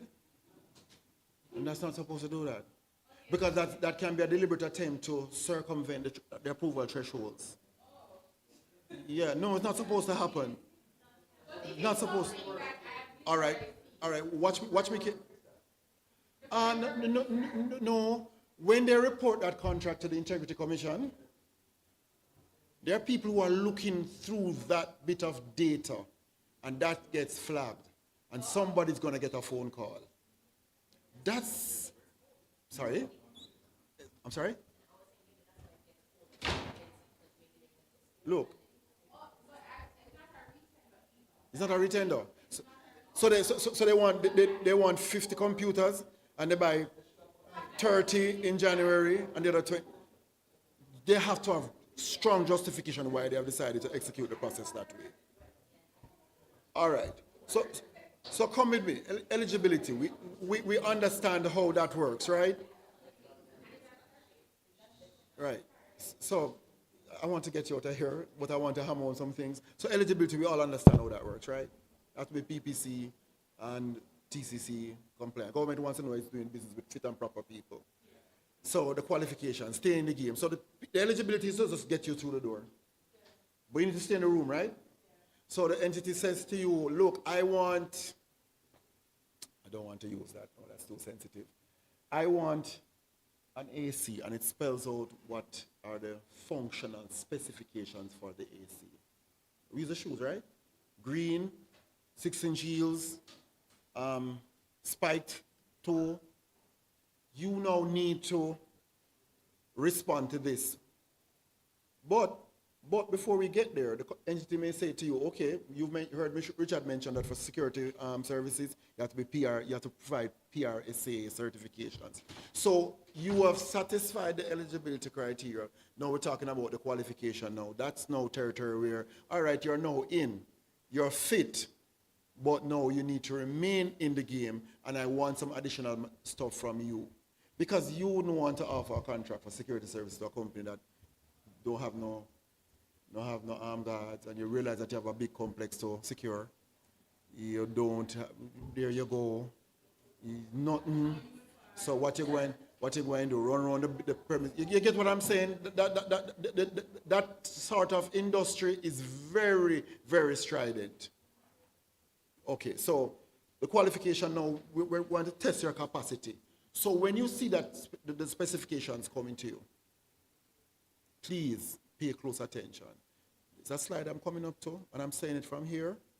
Read, guys. Okay, all right. AI, ChatGTP, throw the PDF document and throw it in there. Summarize this document for me.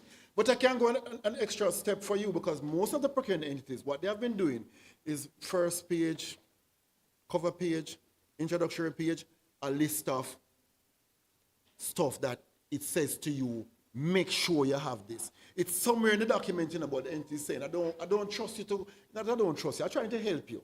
I know you're going, you might miss this document when you start going through, because it's voluminous.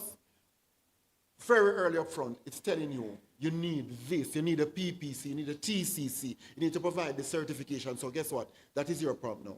Start putting the paperwork together. The other day I got a call, and the lady was saying, my bid was kicked out, and I don't think it's fair, and we did everything right.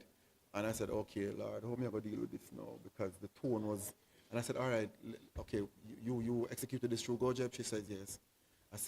She said, I sent everything. Guess where the problem was? There's a particular upload. It's a 3-page document that has to be uploaded, right? And in the uploading process, page 3 fell off. Critical information is on page 3. So when the entity opened the bid,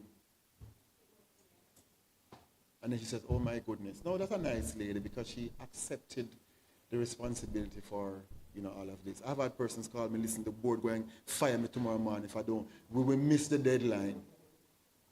We missed the deadline. We are talking about a 30 plus million contract before we actually move the single source, the tier 1 approval. But this person is saying, well, you can't do, I can't do anything, I'm sorry. I'm not going to prison for this. You get me? No way, shape, or form. I would encourage advice and engagement be get the bulk of all the calls that comes in. This is an issue we have with a procuring entity.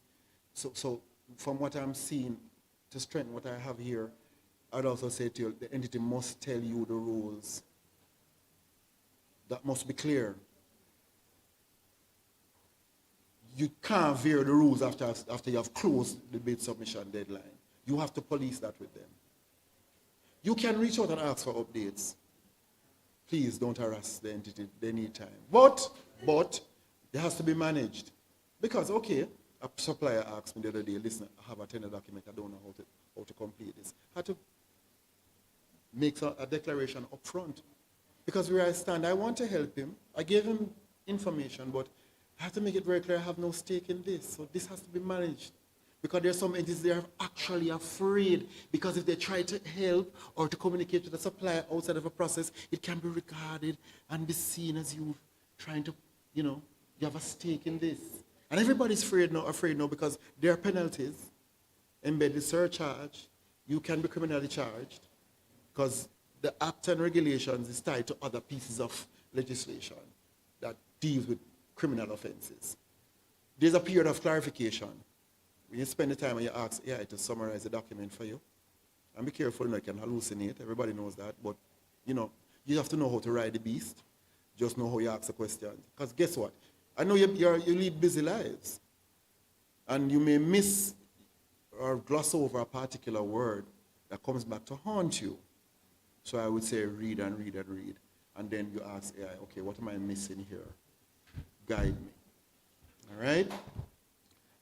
They must tell you the basis on which they're going to award the contract. So some of the practitioners are not fully understanding that there are selection methods. They might say least cost, fixed budget, all of that kind of term. It must lead to either two bases on which the award is going to be made, either on the basis of price or on the basis of the most advantageous bid.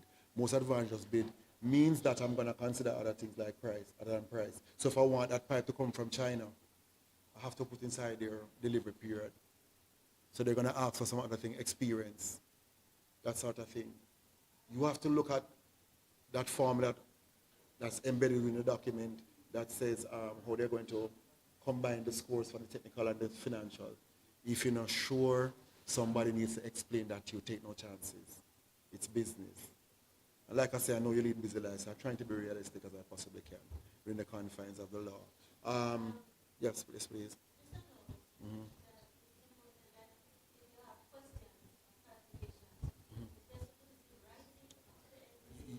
That is supposed to be managed through GoJet. They should indicate you how that is going to be done. Right.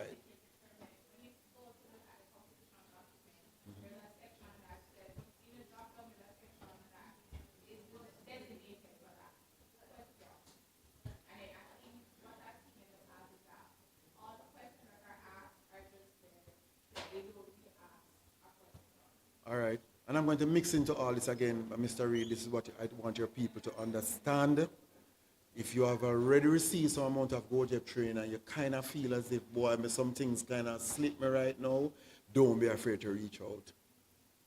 And this thing about starting your uploads 1 hour before,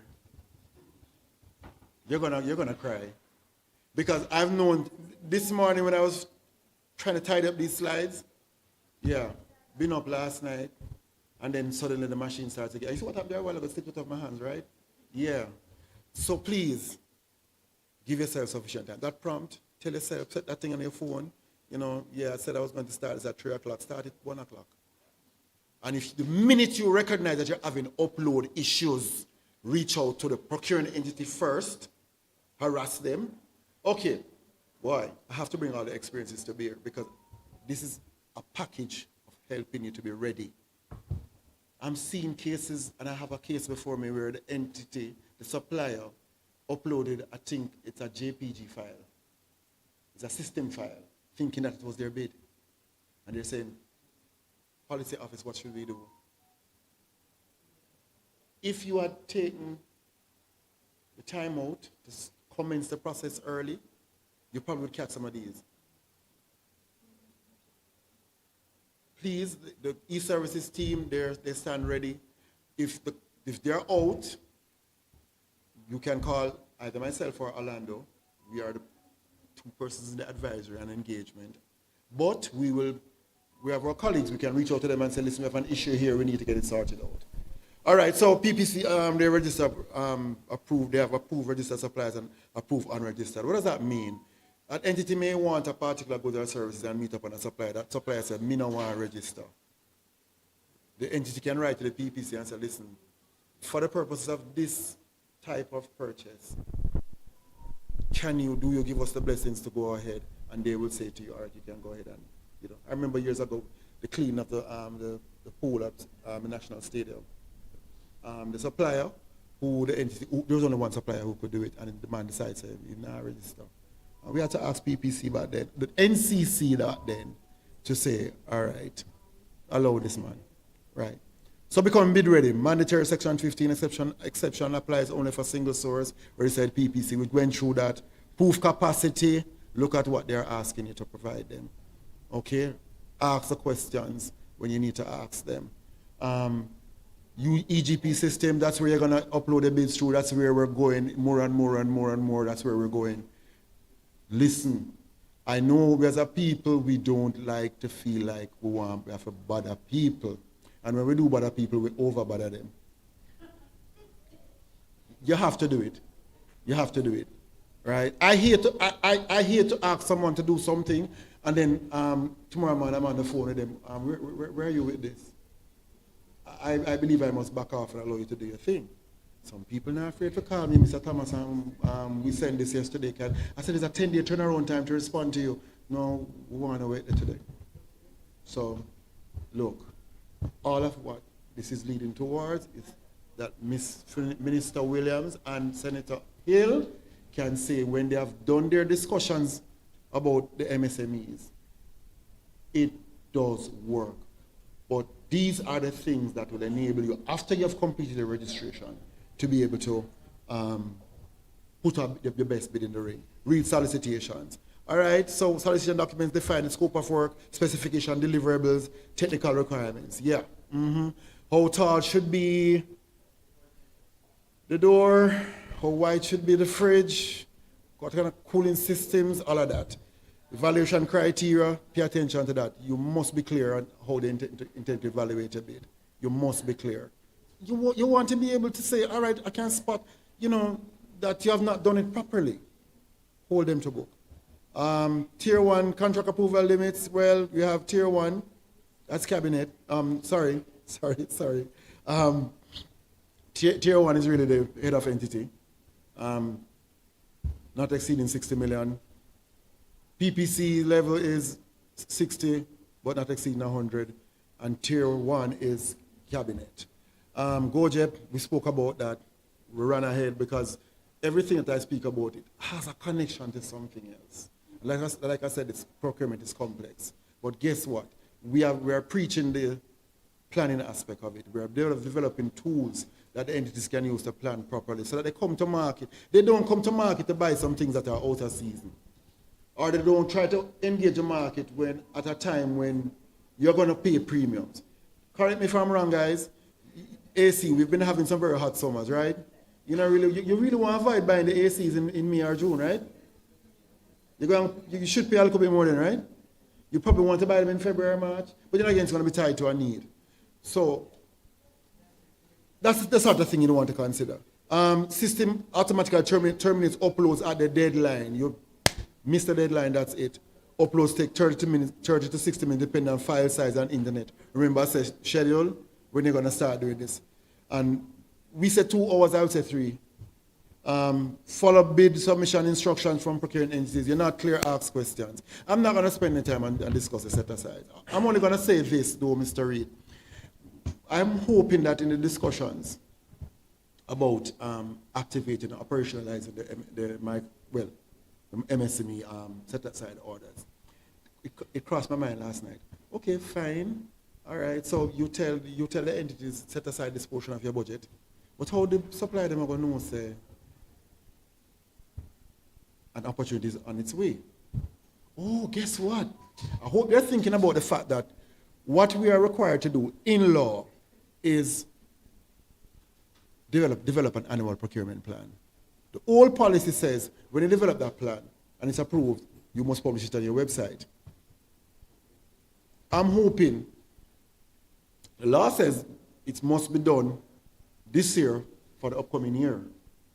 By April 30th, every entity is supposed to send over to the office the approved annual procurement plan. So how it works, they prepare their best, their wish list. It's coming from their corporate plan.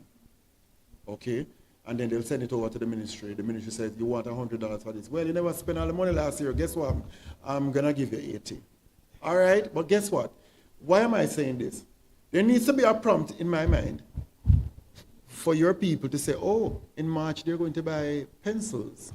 Oh, Oh, in July they're going to buy stools. So they can now begin to structure their operations to take advantage of this facility. You can speak some more to the policy office on that.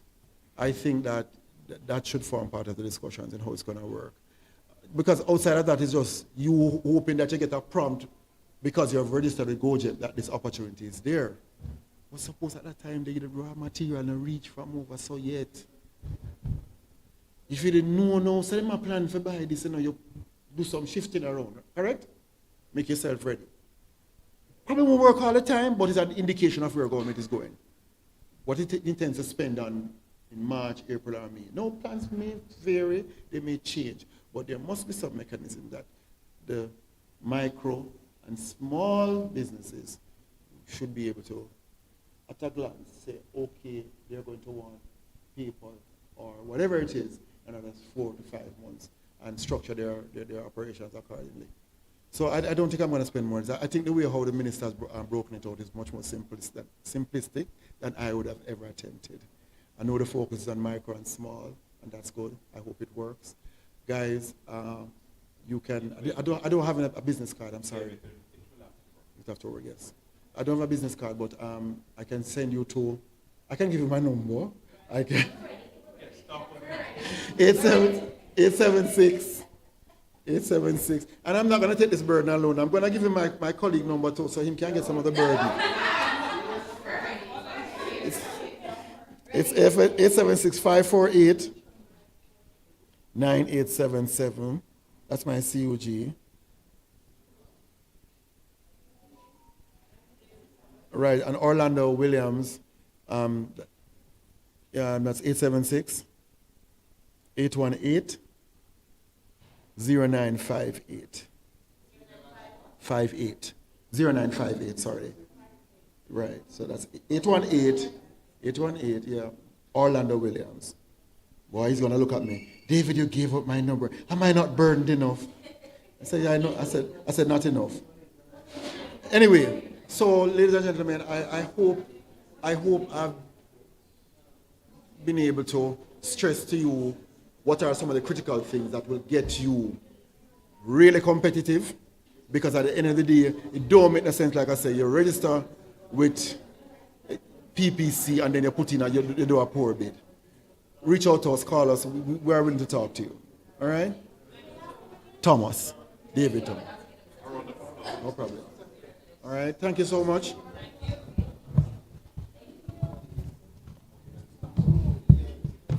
Miss King, I hand over back to you. Okay. I think the people are tired of hearing all this stuff. Thank you, Mr. Thomas. Give him a round of applause, please. And you have gotten away with 2 numbers all at once. All right, we have to hold the question though. Okay. Miss, pardon me?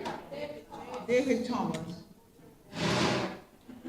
Okay, so we're wrapping up. So the final presentation, we have kept Mr.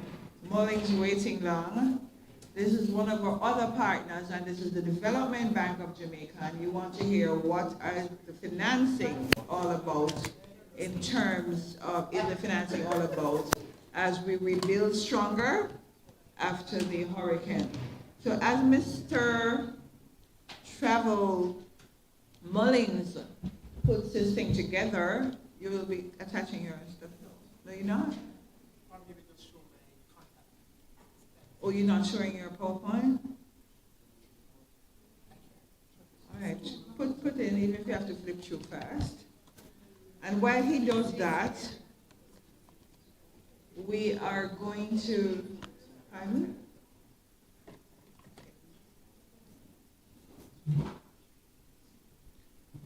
And this is important because they have an M5 program, and it's specifically tailored to the micro, small, and medium-sized business, MSMEs. So you want to hear what is in store and how you can access that financing. While he puts in his presentation, I have a question. You can win another prize. this time it is about the Small Business Association of Jamaica. And the same rules apply. You come to the podium and you answer the question. Which month and year did the Small Business Association of Jamaica celebrate its 50th anniversary? Which month and year did the Small Business Association of Jamaica celebrate its 50th anniversary?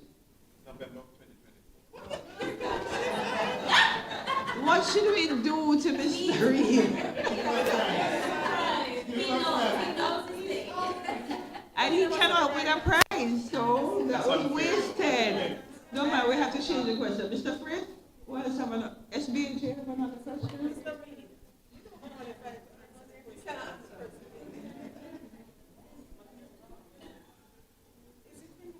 Mr. Reed, we have to put you out in the whatever corner.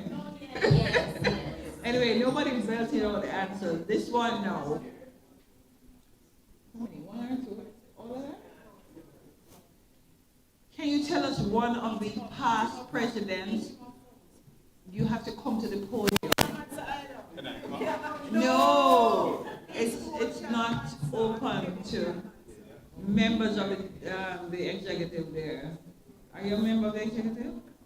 SBJ? Oh, okay. Just tell us the name of one of the past presidents.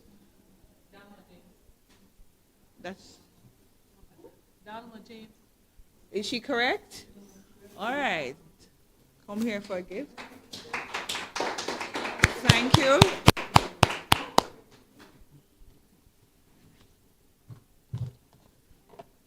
Over to you.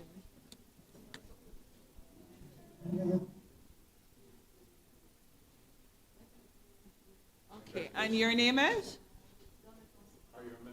Pardon?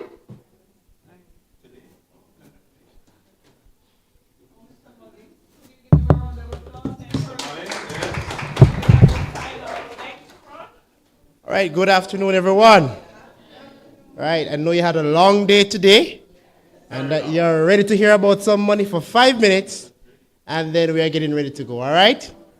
So I'm from the Development Bank of Jamaica, and it is really our mandate to see how best we can support small businesses, micro, small, and medium-sized enterprises in Jamaica so that the country can actually grow and thrive. For any country to actually grow, it means that the micro, small, and medium-sized businesses have to grow. Now, with that, growth don't come just like that. It comes through access to capital. And so if you can access funding, money, to pump into your businesses, then your business can actually grow and thrive. So it's about how we support businesses through access to capital as well as guarantees, whereas persons may not have adequate security to support their loans when they are trying to access a loan, as well as capacity development, and we also do some public-private partnership for the government of Jamaica. So quickly, I'll take you through just about 4 or 5 slides, talk about an M5 program construct that we have. M5, it's really our response to Hurricane Melissa that came, but it's also a framework that seeks to support businesses that they can actually scale and grow. So it really provides liquidity support for banks and microfinance institutions to support their business customers. So it also provides a clear and structured recovery framework for enterprises facing varying levels of disruption, whether through climate-related issues or natural stuff. The M5 construct, we look at it along a framework with 3 R's: refi, reboot, and rebuild. And so with that framework, persons are able to have financial stabilization and debt support, as well as working capital support that support business continuity. I give you a quick example. There are some persons in the western area. They had money in their businesses turning. But when the hurricane came, some of that money had to divert to pay staff who have to stay home, or probably have to get a generator to keep the business running, So there's no working capital to keep you going. So, and then there are those who need major asset restoration and physical recovery. So through banks, meaning the commercial banks and microfinance institutions, the DBJ is providing funding to support businesses to grow and to thrive. So these capital can be accessed 50 million at the AFIs, that's the banks, and 2.5 at the microfinance institution with tenure of up to 10 years to repay. Now you may go into the bank, can't access the loan because they ask you for collateral and you don't have it. We have what is called the CEF, Credit Enhancement Facility, that you can allow DBJ at a small cost to guarantee the loan for you. I'll take the questions after, all right? And then it's 8% fixed for 3 years. 8% is really cheaper than a car loan. And we have been able to make that available to business for them to scale and to grow. This is a customer that came in the paper about 2 days ago. Micro enterprise in the middle of St. Elizabeth, totally destroyed. And he was able to access capital through one of our commercial banks to get him back on the track.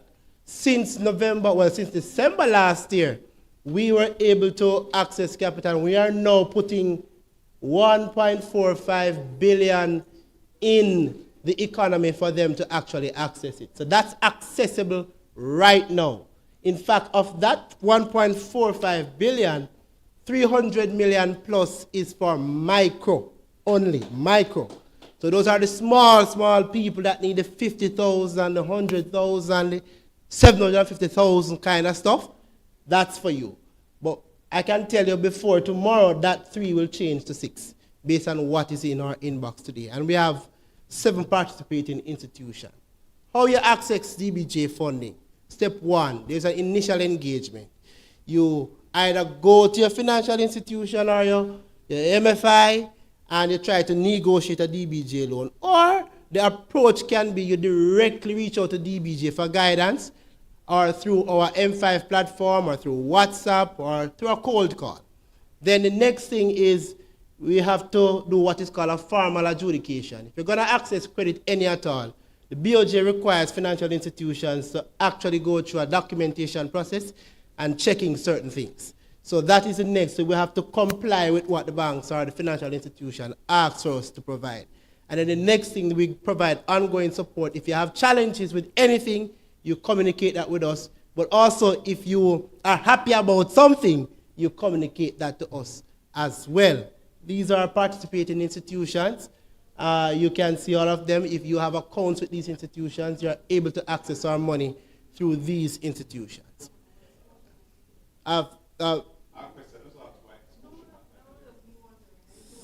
Scotiabank. All right, so that's a question. I couldn't give you a full answer on right here.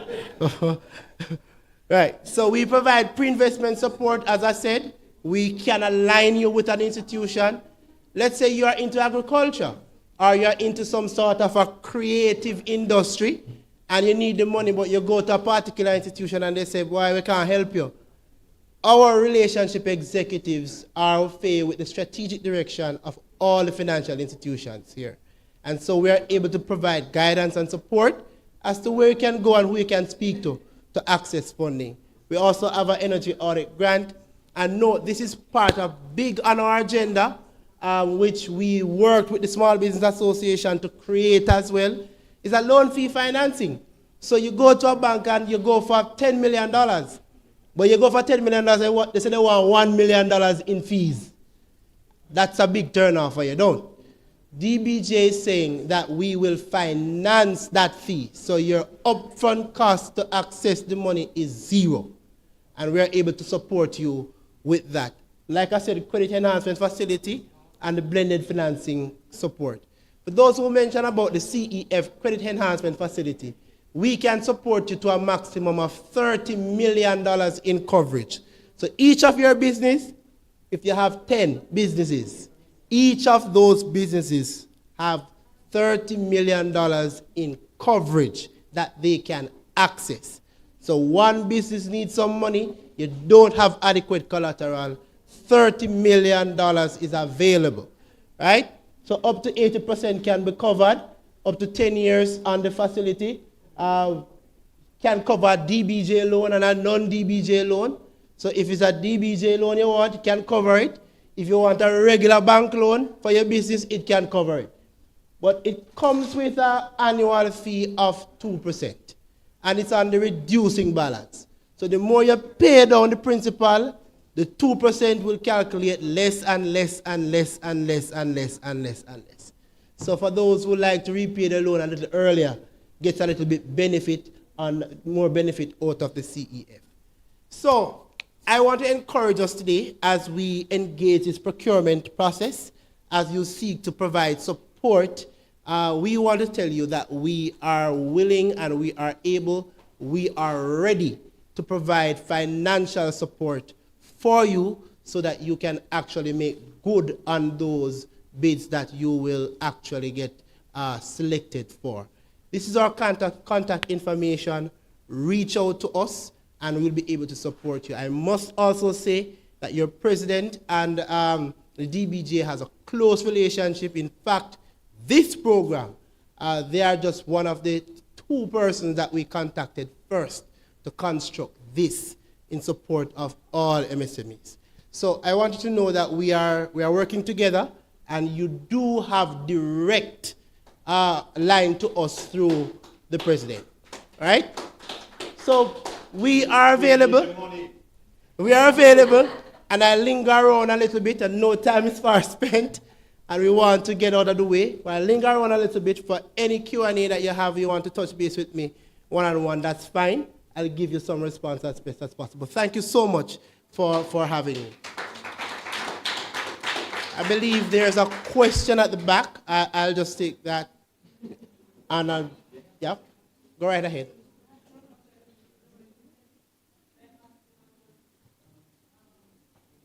%2 on the reducing balance. The more you pay down the loan, the less the 2% fee becomes annually. Mm-hmm. Mm-hmm.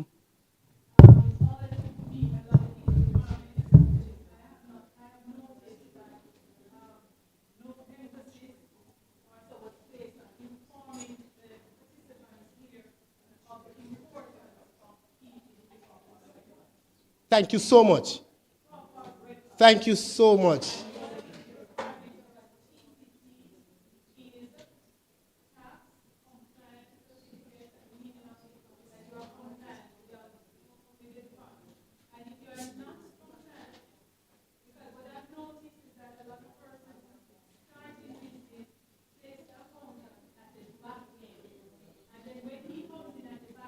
Can't help you.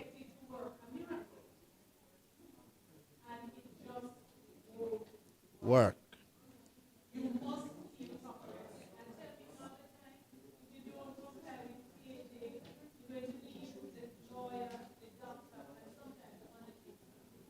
All right, thank you so much.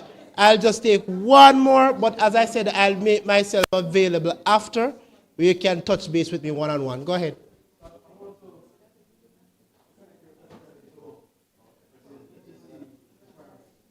The PPC?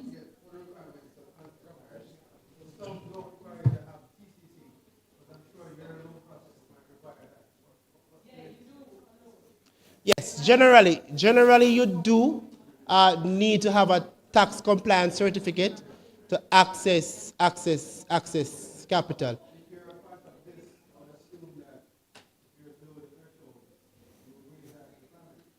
No, that's a GCT you're talking.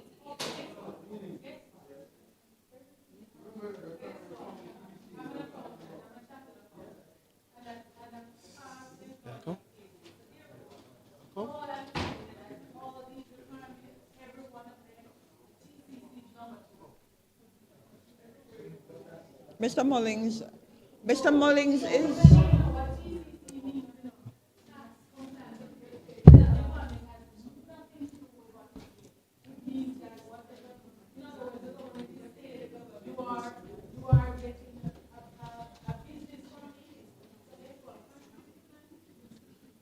Oh, okay, so the discussions can continue after, but we had promised to be out of here by 5, and we don't want to stretch our time here. But it has been a wonderful. Do you think so? What do you think? What is a wonderful day of activities, half day of activities? If you truly believe so, let me hear you. Okay. Which means we need to do this more often. And we do promise that PPC will do follow-ups because we need to train you on how to get onto GoJeb if you have not yet done so. One last question. Somebody else, I don't want to hear from anybody who won before. You can win a prize. All right. Thank you, Mr. Thomas, and we'll talk. Okay. What is the legislation that led to the setting up of the Public Procurement Commission? What is the law then, or the act that we call our foundational legislation? Anybody know? We want to come and say? You have to come to the microphone, no shouting out.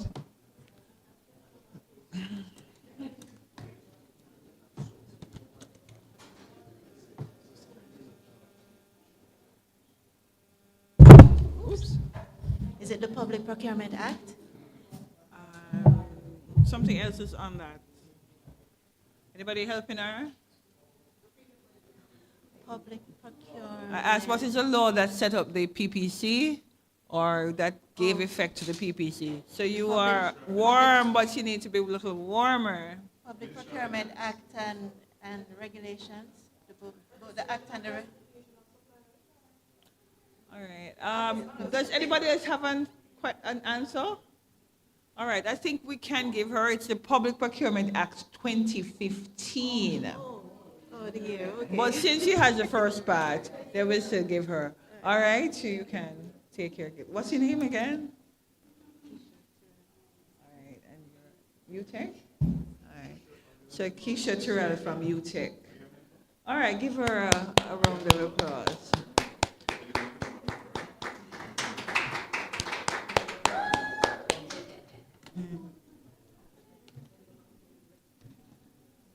And now it's my privilege to hand over to Mr. Frith. He and I have had some long hours putting this thing together. So Mr. Frith, your time at the podium. Make him welcome. All right. Good evening, everyone. I would like to say thank you very much for taking the time out to come today and be a part of this historical event. This 20% set aside was initially done in 2019, and as we listen to the presentations, we understand that the take-up of it has been very low, way below what we would want it to be. And the aim of this get-together is for us to better understand what is required to become a government supplier or to qualify for a government contract.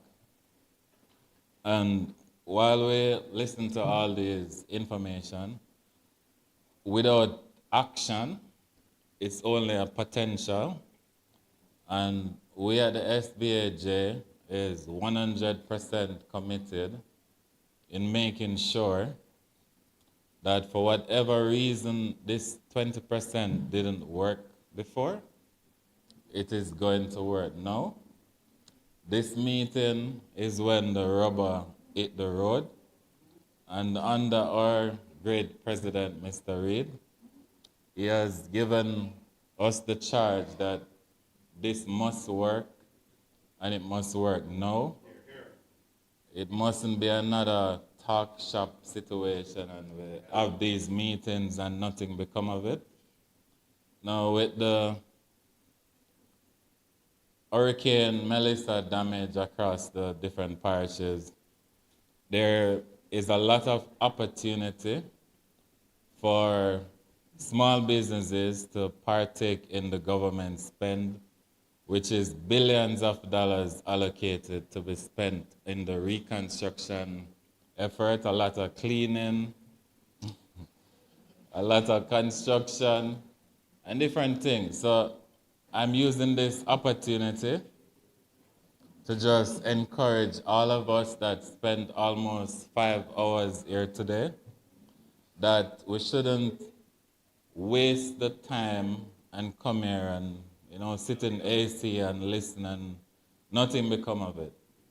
Let this be the opportunity that we're going to work together and make the small business sector very strong and benefit from whatever allocation is there that we can benefit from. So I'm encouraging everyone who participated today to let this become something that we all focus on. At the SBAJ, we're open at any time, reasonable time, you can give us a call. And we'll be there to answer your questions. Mrs. King and our team at the PPC office, I'm sure they're also open to working with you to bring you to the stage of successfully getting that government contract and earning some of those billions of dollars that is there. So I would say, I would also say that if you're not yet a member of our organization, this is a 51-year-old organization, and we have been doing a lot of work since inception to date. I'm encouraging you to become a member and be a part of our advocacy. You can be in some of our committees and contribute to the forward movement of the sector. So we can be reached at 2 Trafalgar Road, and our number is 978-9191. Or you can check us out on Instagram. We're now on TikTok. And you can check out our website, a very nice and comprehensive website. So I just say thank you very much again, and we should be moving forward. Thank you. Thank you, Mr. Prince.